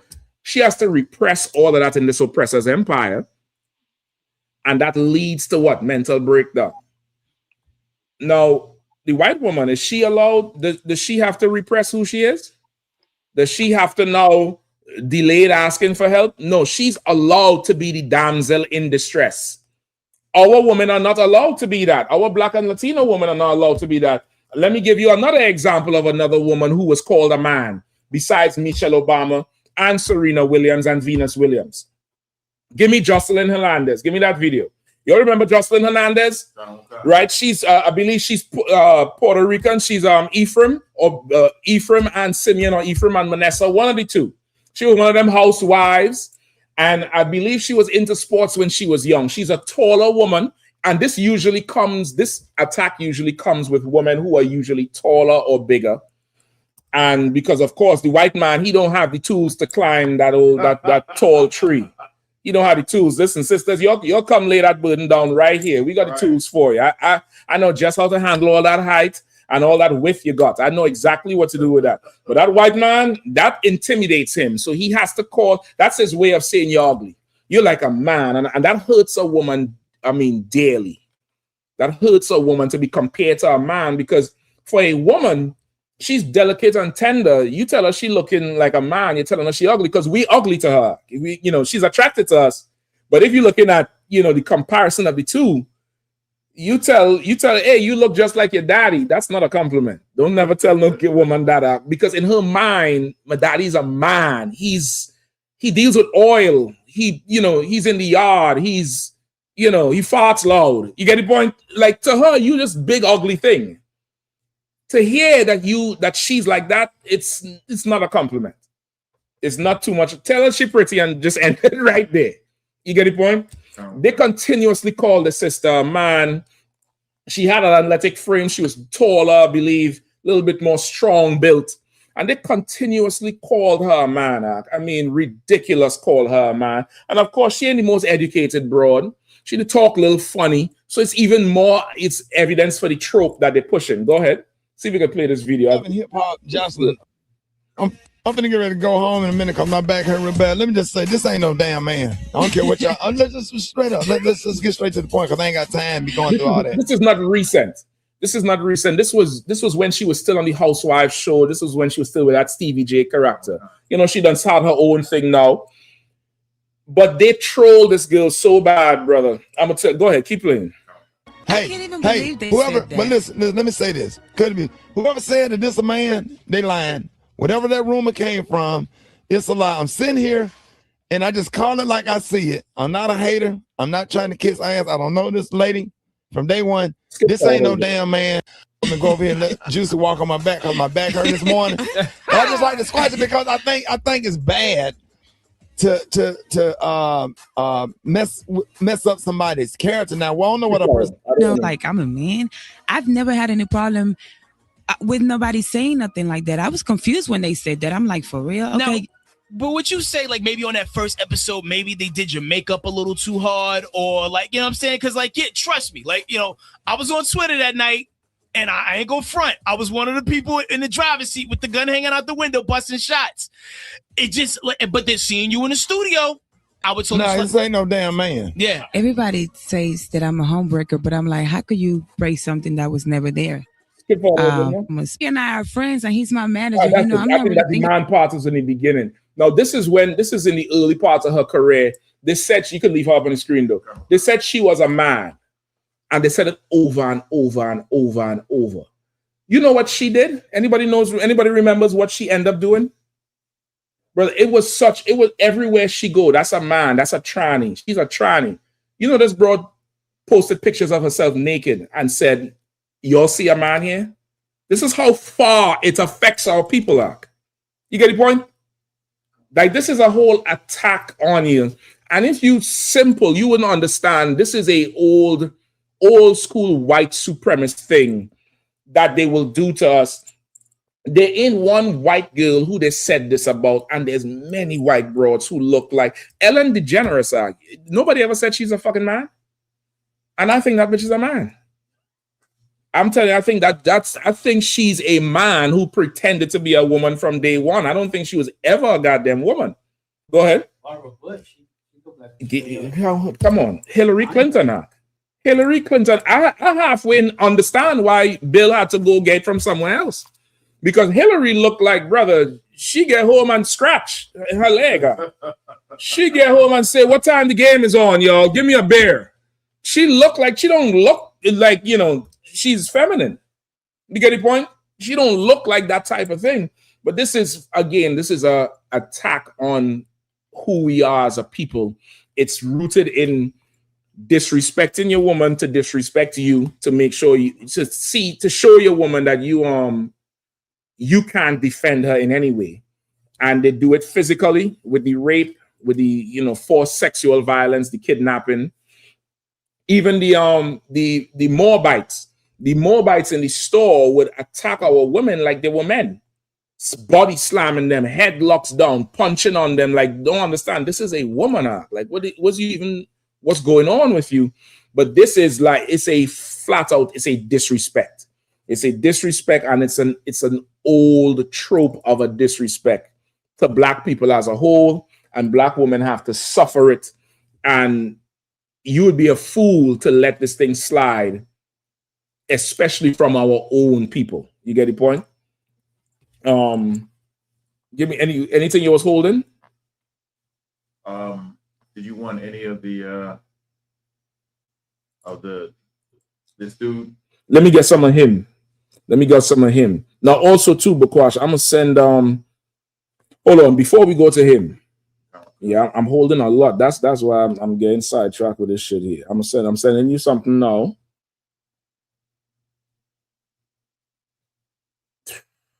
Okay, hold up. I need you to read this. Yes, sir. Yeah, go ahead. I have a question.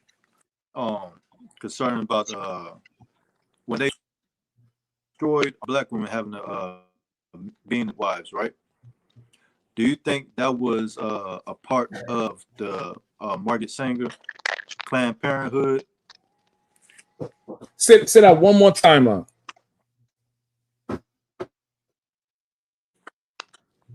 Come when they went and destroyed our industry for our black being midwives, right? Do you think Okay, that you was a kind of part breaking up. It sounds like something as you're speaking. It sounds like something else going on. Say it one more time. Hey, what was that in the background? Somebody doing something? When they destroyed our industry. Hold on. Is it just his audio? Yeah, something's going on. I'm gonna come back in, sir. No sweat. No sweat. Come back and ask a question because it's breaking up. You sure it's just him? Okay. All right. I'm gonna need you to read this one, Bakwash, for me real quick, all right?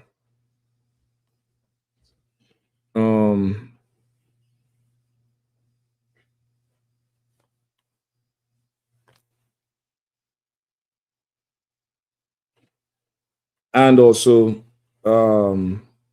something else. You gotta hurry up with that one, brother. I'm gonna need you back.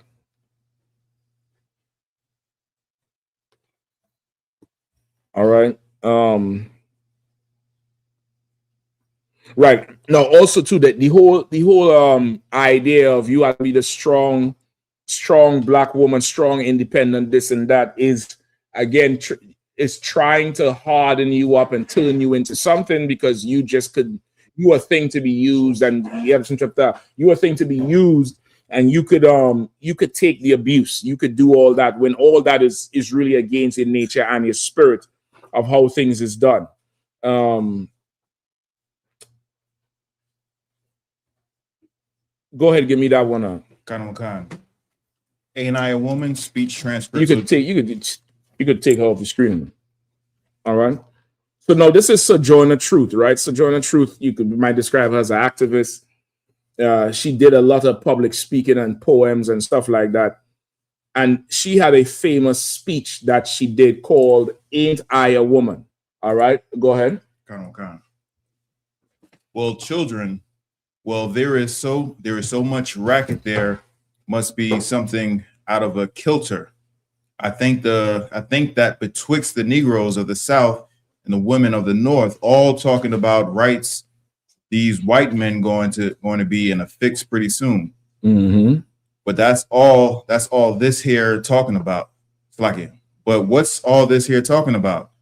That man over there says that women need to be helped into carriages and lifted over ditches and to have the best place everywhere. Right, hold on, read it from the top again.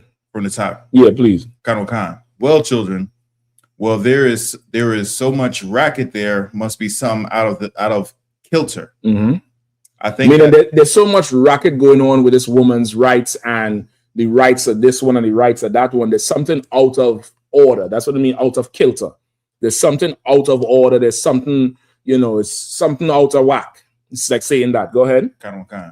I think that betwixt the Negroes of the South and the women of the North, all talking about rights, these white men going to be in a fix pretty soon. Right. And now she's saying between the sisters, the women, the Negroes in the South and the women up North, all this racket they're talking about, this noise they're talking about, the rights that these white men going to give, they're going to be in a bind pretty soon. They're going to be in a fix pretty soon. Go ahead. But what's all this here talking about? Mm-hmm. That man over there says that women need to be helped into carriages and lifted over ditches and to have the best place everywhere. Right. Hold on. I might need a picture of Sojourner Truth up here as you're reading this.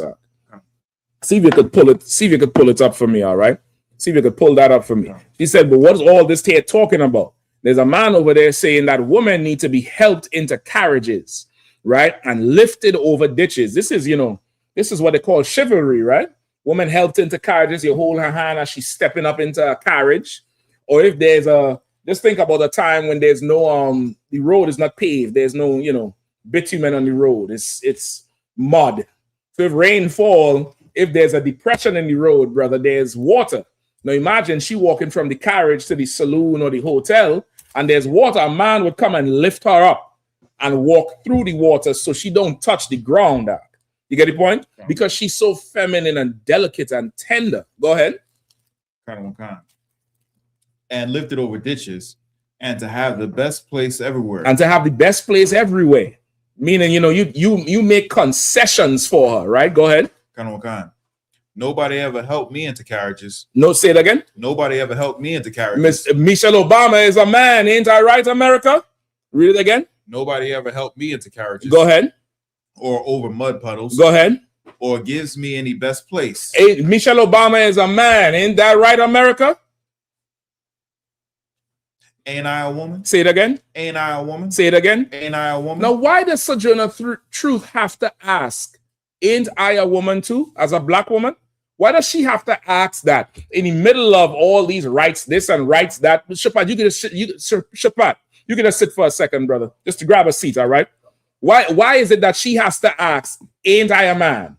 Ain't I a woman? Ain't I a woman when somebody's, treating her like a man? You get the point? Why does she has to ask all of that? Read that last part again. Ain't I a woman? No, from nobody. Nobody ever helped me into carriages. Nobody what? Ever helped me into carriages. Meaning there's no man that ever came to her and said, Sister Truth, Sister Sojourner, you need some help to get up in there? You all been to Passovers and feast days? How many times you see sister pull up with a trunk of food and brothers come, let me take that from you, sis. Come on, let me take the baby stroller. Let me take this, that, the other. She ain't had to do nothing because you big and strong, you can handle all of that because you the man. You get the point? This sister here looking for some of that treatment towards her because white men talking about rights for people, and she ain't never seen that treatment. She had to make a whole speech at this feminist thing, and she said, ain't I a man? Ain't I a woman? Ain't I a woman the same way? Don't I deserve to be, to experience chivalry and to be carried over ditches and helped up into carriages? Go ahead. Or over mud puddles, or gives me any best place. Go ahead. Ain't I a woman? Ain't I a woman? Go ahead. Look at me. No, the fact that she had to say that, it lets you know that whole thing about black women being men been around for a while. If she's saying, I'm a woman, brother, that you're for time's sake, I ain't gonna even go into it too heavy, but you all could go and look up that Jocelyn Hernandez thing. That shit drove that girl crazy out. Like she was crying and all kind of shit.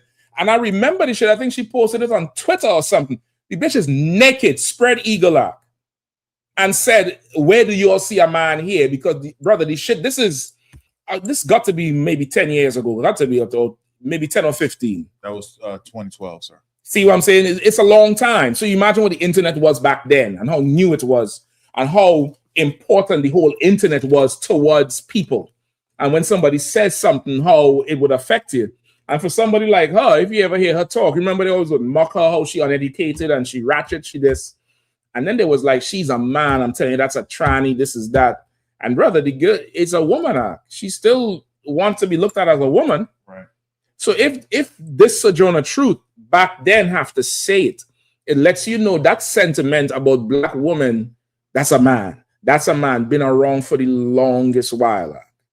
And it's on purpose. It's done by white supremacists. It's on purpose. It's to destroy and degrade your woman. It's to take away her femininity from her. It's to strip her of value. That's really what it's meant to do. It's to strip her down of value. So if she's a man, it's easier to treat her like a beast. You get the point? And it's an attack on you because, of course, you can't defend her. That's what they're trying to say, right? Read the next one. Go ahead. Just right quick. I think the sister ended up getting a lot of body work done as well. Who, the Hernandez girl? So I can't remember, but I wouldn't put it past it. You get the point? But it was from all the abuse online about that's a man. You're a man. I think her name is Jocelyn. They started to call her Jose and Joseph Hernandez. It was bad. It was horrible. And at that time, the whole cyberbullying thing, it ain't as common as now. It was huge then. You get the point? Because it was so new. Go ahead. Look at me. Mm-hmm. Look at my arms. Mm-hmm. I have plowed and planted and gathered in the barns, and no man can head me. What does that mean? Read it one more time. Look at me. Mm-hmm. Look at my arms. I have plowed and planted and gathered in the barns, and no man can head me. Mm-hmm. What does that mean? Who's with it? Who understands? So like I said, if I could. Yeah, go ahead. like she working so hard, it's like her arms is being defined, you know, almost muscular or something. Mm-hmm. Go ahead.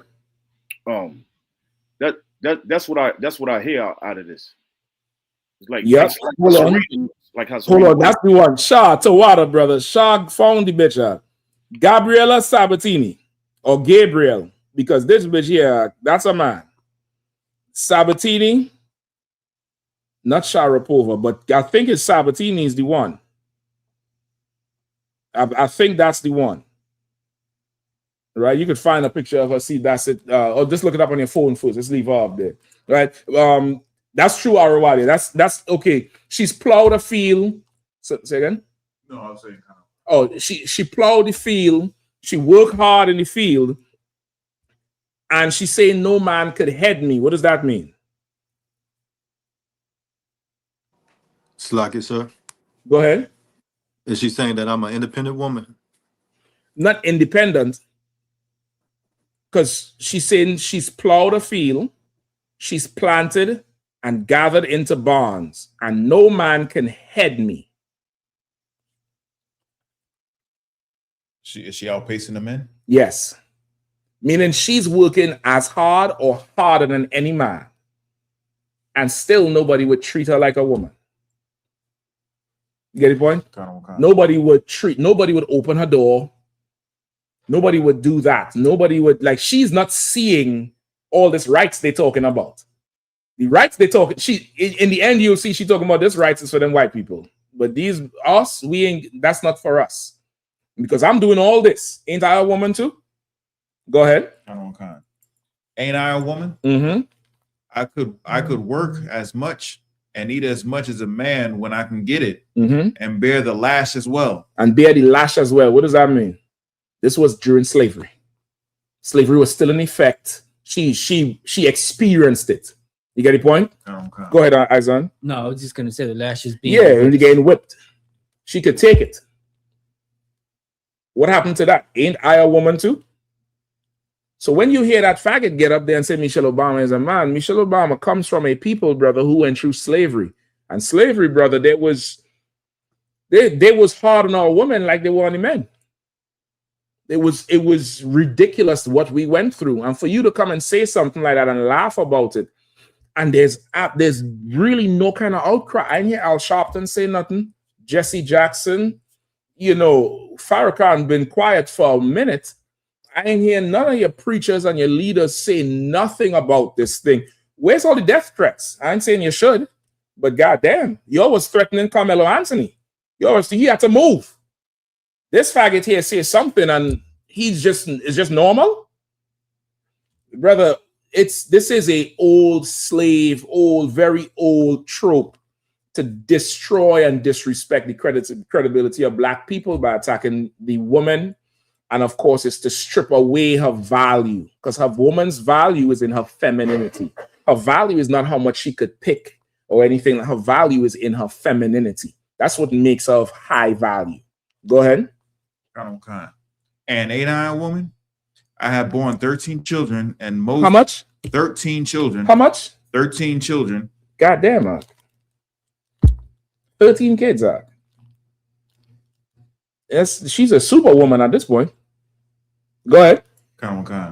And seeing most of them sold off to slavery. Now you see why I always say I want to put their kids in a box and sell them on eBay. Now y'all be thinking, man, Cap going extra hard on this shit. Brother, Sojourner Truth ain't that far ago. And she said most of the children she gave birth to was sold, and she watched them get sold into slavery. Now, some faggot get up there and he said Michelle Obama is a man. That's not just a today statement. That's just not something for today. You get the point? That's just not something for that, just for today. Keep going. And when I cried out with my mother's grief, none but Jesus heard me. And ain't I a woman? Talking about all this woman's rights thing. Where was all the rights then? Keep going. Then they talk about this thing in the head. What's this they call it? What's this they call it? Intellect. Intellect. Intellect. Like intellect. That's it, honey. Intellect. What's that got to do with women's rights and Negroes' rights? No, let me tell you, this is the daughter of slaves. She was a slave herself, had 13 kids. And she's checking them in this speech arc. As a slave, as a cotton picker, as a stocker in the barn. That's a lifelong experience, if you understand what I'm saying. You get the point? Okay. And she talking here like a stateswoman to them. You understand what I'm saying? Okay. You see where that's a man comes from?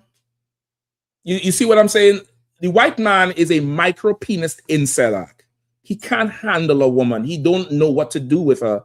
And he sees a strong black woman. He sees her. When I say strong, I'm not talking about physically. I'm talking about a woman who is feminine. And she enjoys being feminine. He has to attack her to get one up on you. Because of course, you don't struggle with the things he struggles with her. You don't struggle with those things at all.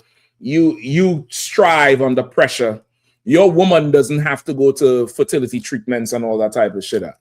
You just have to get some Modelo's, a few 211s. What's this y'all drink? What's that thing? What's that beer y'all telling me about, the malt liquor one? The OE? The OE, right? The Irk and Jerk. Y'all turn that Netflix on. The brother cover his eyes. Y'all think I don't know about the Irk and Jerk? I don't know about that ENJ. And y'all turn the Netflix on, and in about a month time, baby, I'm late. You get the point? Some of y'all just look at the brother and she's pregnant. The white man, he has problems having children.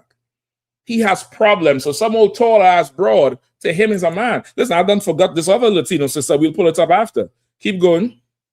Okay. Mm-hmm. If my cup will hold but a pint, and yours will hold a quart, wouldn't you be mean not to let me have a little half measure full? Read that from the top again, from the intellect part. Intellect. That's it, honey. Intellect. What's that got to do with women's rights and Negroes' rights? Mm-hmm.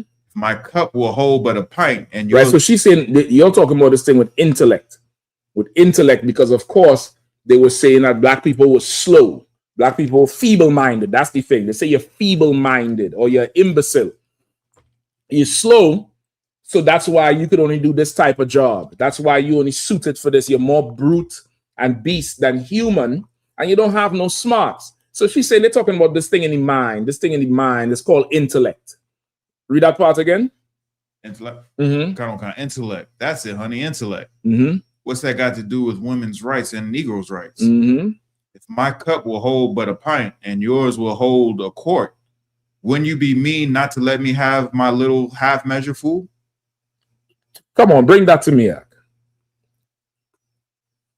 Bring that home to me. What is that saying? Come on. All y'all way more educated than her. Y'all went to school, got degrees, all kind of shit. Read that last part again. Kind. If my cup will hold but a pint and yours will hold a quart, wouldn't you be mean not to let me have my little half measure full? What is she saying?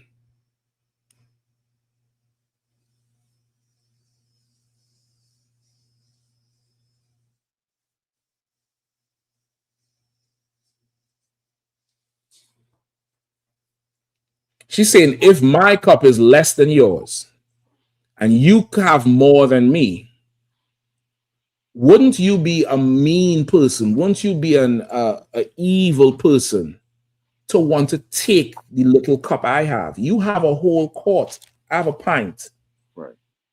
How evil could you be to want to take this little thing I have?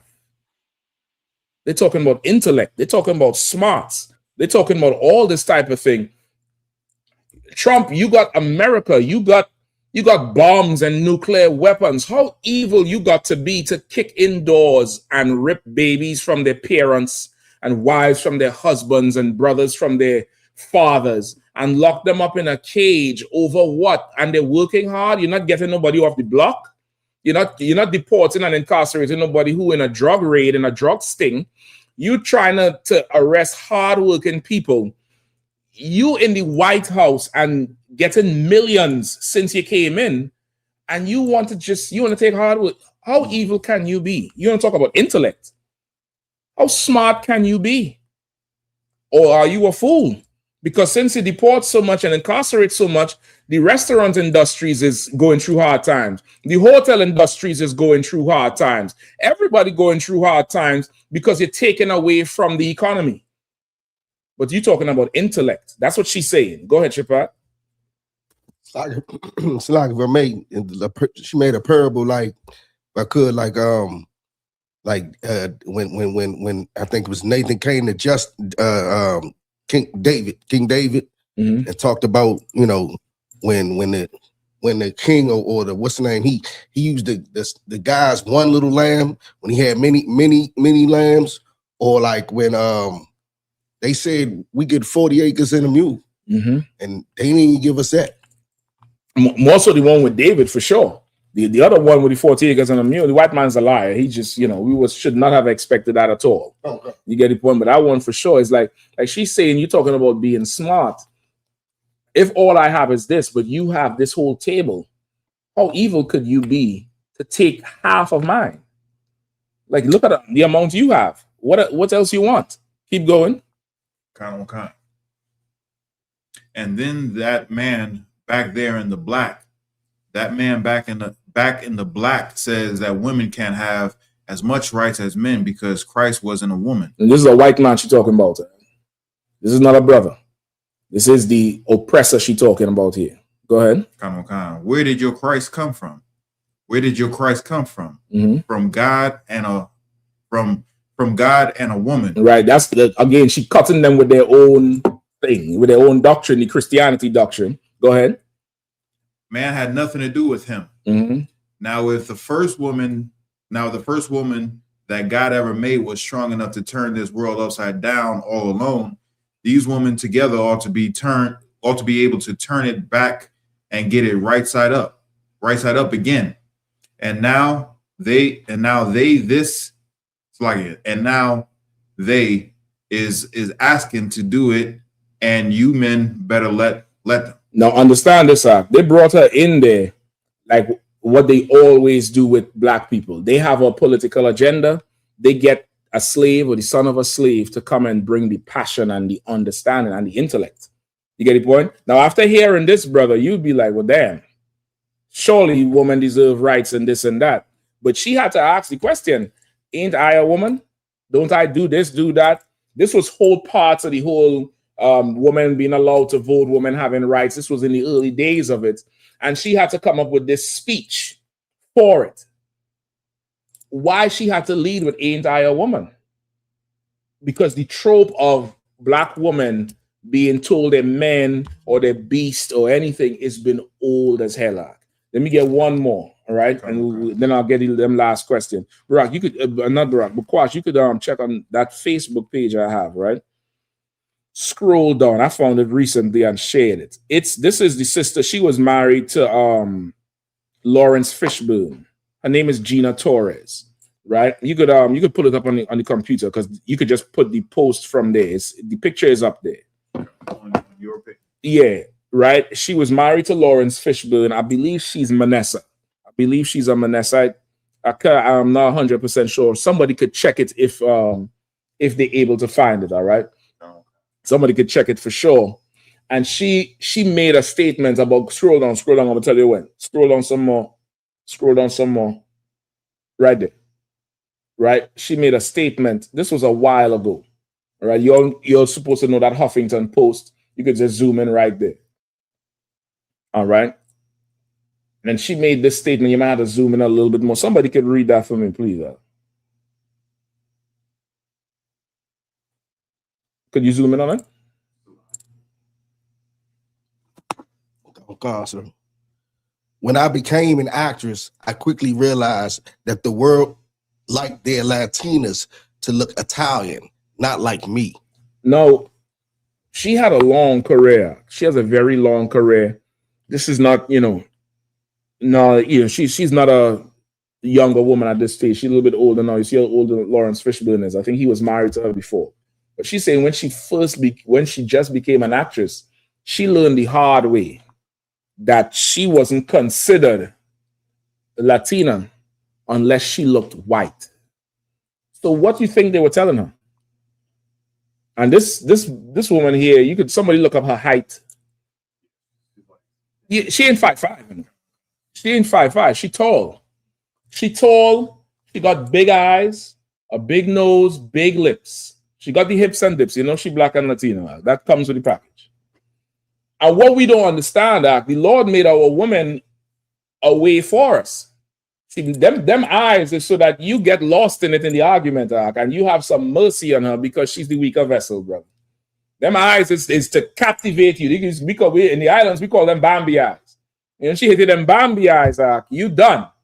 Them lips, brother, so you could feel that kiss, That's what them lips is for. That butt and them thighs, brother. That the Lord done damn near gave the woman shocks so that baby could ride in a good ride. Did she get pregnant? She sit down, that baby ain't feeling shit. That old damn skinny ass white broad is bones. She hit a bump. She sit down, that baby in hell. That baby in that womb in hell, brother. Them breasts is so that you could feed the nation. You don't have to, be villainized because of what you look like or because some micro penis incel is insecure in himself. We're going to get to him next. We're going to get to him next. She knew she had to look Italian, which means she probably considered surgery to, thin her lips. This broad here, she got some lips. She got the lips, I'm trying to tell you. She probably considered harming herself, mutilating herself to try to look white. When, the white woman looks like a man. She looks like a man. And this is the funny thing about it. They try to kill themselves to try to look like our woman. They try to, do everything to try to become our woman. But our women have been facing this type of stereotype or trope for the longest. And it's not just an attack on the sisters. It's an attack on the nation. It's a white incel, white supremacist, insecure white man, micro penis man attack because of who he is. This has nothing to do with us. This is really him. You sisters, I know living in this world is heavy. Come lay your burden on the shoulders of these UPK men. We built for it. Don't worry about it. As tall and as wide, the length and breadth of you, we'll take it all. We'll take it all. What you putting up next, brother? So lucky, sir. This was the thing you said. John Holtz. Okay, no sweat. Go ahead, up. Oh, she's 5'11" and she's Manessa. Both of her parents are Cuban. Right, she's Manessa. She's 5'11". 5'11" for a woman is tall. Time she put on them heels, she about 6'3". You get the point? She tall. Now, some old micropenis white man, she walk in the room, he already being like, damn, she's gonna dominate me. Like that faggot Gorilla Hebrew. I tell you, I need to check his pedigree out. I ain't too sure about him, brother. He was telling her bend him over. He wanted her to be the damn man. You get the point? Because there's such an incel, brother. You sisters, you come lay that burden straight on us, we can handle all of that thing there. We ain't gonna never call you no man because we know we the men. We understand that thing for sure. And of course, if he could tell the president that Michelle Obama is a man, Melania Trump or Melania Noss, I think that's her name, Gnoss or Gross or something like that. When you get a chance, just go look up Melania Gnoss photos, for GQ magazine. There's one where she laying on some fur naked with a handcuff on, and she's handcuffed to the briefcase. The brother say that's the Epstein files. He says she handcuffed to the Epstein files, brother. She is naked. Butterball, bare ass naked, front and back. That's your first lady. Even in the Bible, a priest ain't even allowed to marry the whore. Even biblically, you as a priest, you cannot marry a broad who has a questionable reputation. You can't do it. That's a biblical law. You can't do that shit. He's the first, he's the president. His woman, I could go see her whole tail on the internet right now. But nobody's saying nothing about that. You get the point? What you holding on, Bukwash? Let me get the video. Well, now let's see the fool who said what he said about her. Yeah, this is him here at a weigh-in. There's something very gay about this cabin.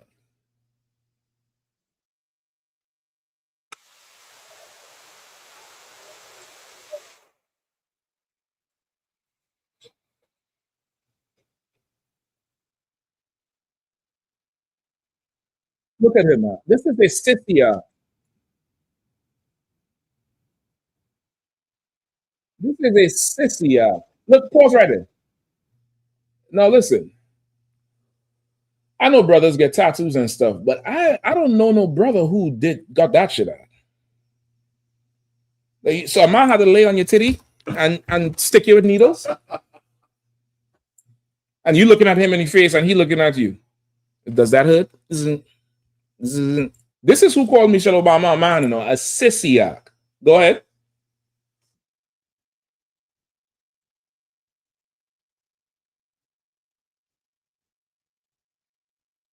Look at him. Look at how he breathing and he looking around.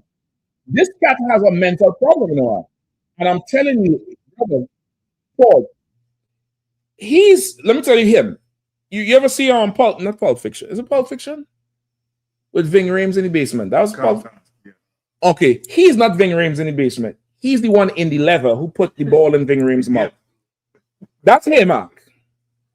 Pull it back a little bit. You see all that breathing and looking around? Even if he's acting it, Mark, to even get into that mode mentally, something's wrong with this cat. Go ahead. Look at him. This is a sissy who is caught right there. This is a sissy who, because of whatever abuse he went through when he was young, his kink now is what's called this thing? Like he's a performer. Like he likes to put things on display. Like he wants to do things out in the open for everybody, which is why he come out like this, like he's covering up. Because normally he doesn't cover up. You understand? Why does he come out like, oh, don't look at me, don't? Because this is a sissy. This is a sodomite, brother. This is his month. This is why he's in DC. Keep going.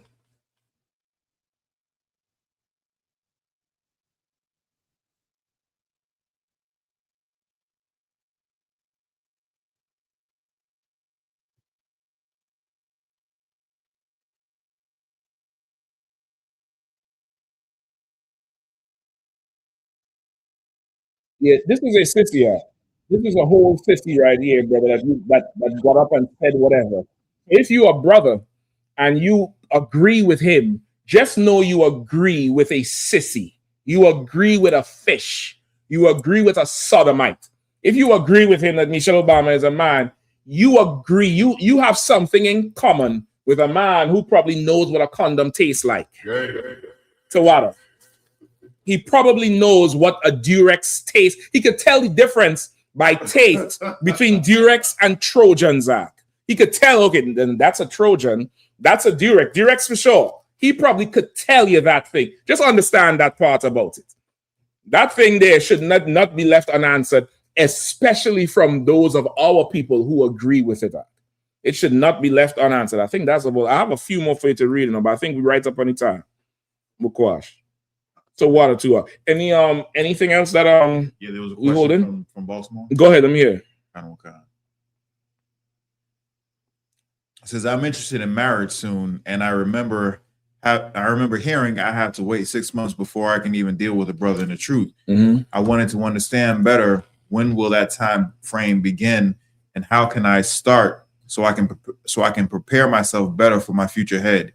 I was hoping there were sisters in the truth I could converse with this subject about, but I thought to ask you. No worries. If you a sister and you're trying to get a husband, no problem. You could get one, but that shouldn't be your sole mission to come into the truth. That shouldn't be your driving force, right? Sisters in here come in here, brothers and sisters come in here to change their lives primarily.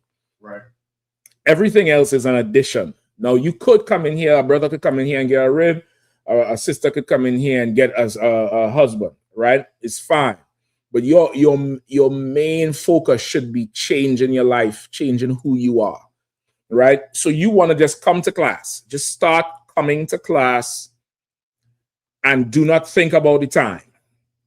Do not think about the time, and somebody else will keep time for you. It's like you play in sports. When you play in sports, do you consider the time or do you consider the mission, which is to win the game? You're more focused on the mission. You're more focused on this thing here. There's somebody keeping time. There's somebody letting you know when the time is running down and you have 5 more minutes. Somebody's going to let you know when that time is close by. What you want to do is start saving your life. Right. Start changing your life and who you are, because you could come in here and do 6 days, 6 months, 6 years. You can be and you could still be an unruly broad who nobody wants to deal with. Or you could come in here and do 6 minutes and show a certain amount of class that a brother will immediately say, Salakia, so if you don't mind, when the sister does her 6 months, I absolutely would like to be able to court her from day one, because he's seen something that, okay, this sister here is different. So I would say just start coming to class and do not think about a man. You wanna come in here like a young girl, a young woman again. And just like when you were a young girl, the man who was over you or whichever father figure you had would tell you, study your books. Don't think about the boys now. It'll come later. You want to come in here and study what's coming from the podium. Study what's in the book. Study what you're being taught so you can change. You can change. And as you change, you will become somebody who a man will choose. Right? Like how you say you want to be able to deal with a brother. Don't try to deal with a brother. Let the brother deal with you. Let the brother pick you. Let the brother choose you. You could tell your camp leader who you're interested in, but you want to be open to hear who will fit you, because you done came in here and changed. So if you want a husband, come in here and do not seek for a husband. You want a wife, come in here and don't think about women. Precept. Book of Matthew, chapter 6, verse 33. But seek ye first the kingdom of God. Sharp with it, Shabbat. Sharp with it. Get Shabbat a hand, brother. Oh, I thought he wasn't going to get it. He's sharp with it. Come on. Come. But seek ye first the kingdom of God. Seek ye what? Seek ye first. Seek ye what? Seek ye first. What was the sister's question? Word it again.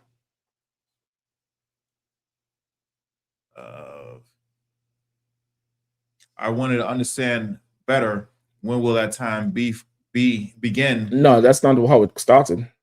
I'm interested in marriage soon. And I remember hearing I have to wait 6 months before I can even deal with a brother in the truth. I wanted to understand better, when will that time frame begin? When it would what? Time frame begin. The time frame will begin when you seek ye what? Seek ye first the kingdom of God. It would start when you start to seek the kingdom of God. You start to seek to build this nation. You seek that first. Go ahead. Okay. And his righteousness. And his what? And his righteousness. And his laws and his judgment, his culture, his ways. Go ahead. And all these things shall be added unto you. And all these what? All these things. All these what? All these things. You want a husband? You want a wife? Go ahead. All these things. Shall be added unto you. Shall be added unto you. Whatever you want in life, I'll come in here and forget about it. Just focus on building this nation. And in the beginning, building this nation means destroying the old you. You got to get rid of the old you. Get rid of the things you want, you like, how you view things. You got to start all over again and be built. Start all over again and be built up. And the Bible said, seek ye the kingdom first. Seek that first. And the righteousness of the Lord. And all these things will be added unto you. Everything going to be added onto you. You ain't going to have to worry about nothing. You understand? But if you come in here looking for a man, I mean, you're not going to be in here too long, sis. You're not going to be in here too long. All right? But you could come in here and get a husband and have a family and all that, provided you seek in the nation. You got to be seeking the benefits of the nation and have these things added onto you, and they will be added onto you. All right, so that's my advice. Just start and forget there's a clock. Forget there's time. Forget how much classes you're coming to. Somebody gonna tell you before long. They're gonna be pouring oil on your head, and you're gonna get a name, and you're gonna be rocking and rolling, and before long, you know, a brother, your camp leader gonna come to you about, you know, a brother asking for you. You just wait until that time and prepare yourself. Work and try to build this nation. Be useful to building, doing the work of the Lord. All right. Good to go. Anything else? All right. Any other questions in the class? We good? With that, pass the class over to priest and officer Shapataya.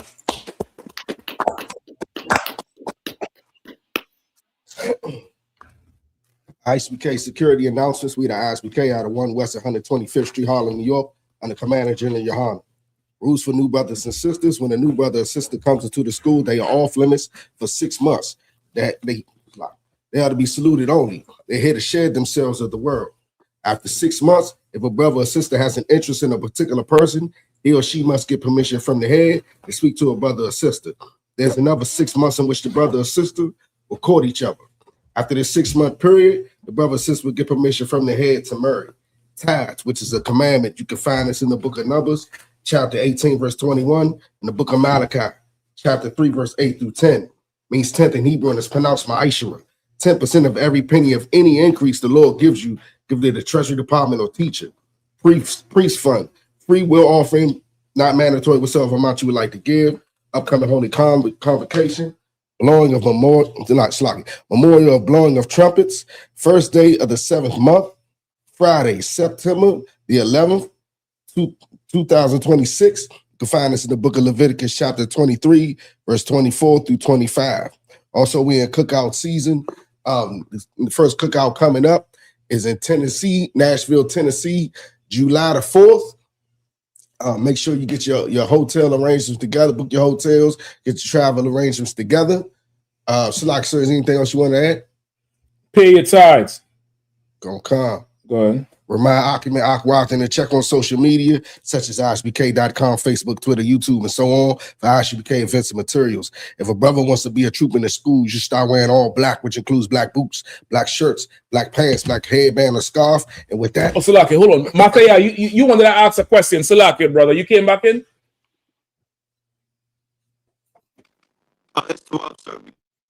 Go ahead, you're still kind of choppy, but go ahead. God damn, it's worse now. I was asking, when our women was midwives, and they destroyed our industry. Was that part of the Margaret Sanger, part of the Margaret Sanger, part of Margaret Sanger's, I'm sorry, I can't, it slipped my mind a little bit. Say the first part again. Your mic went out a little bit. Say the first part again. So when our sisters was the midwives, and when they came to destroy our industry, was that part of Margaret Sanger's plan? Okay, I can't say for sure. I don't know if it was industry focused like that. I think Margaret Sanger's plan was just to get rid of us out of America. You get me?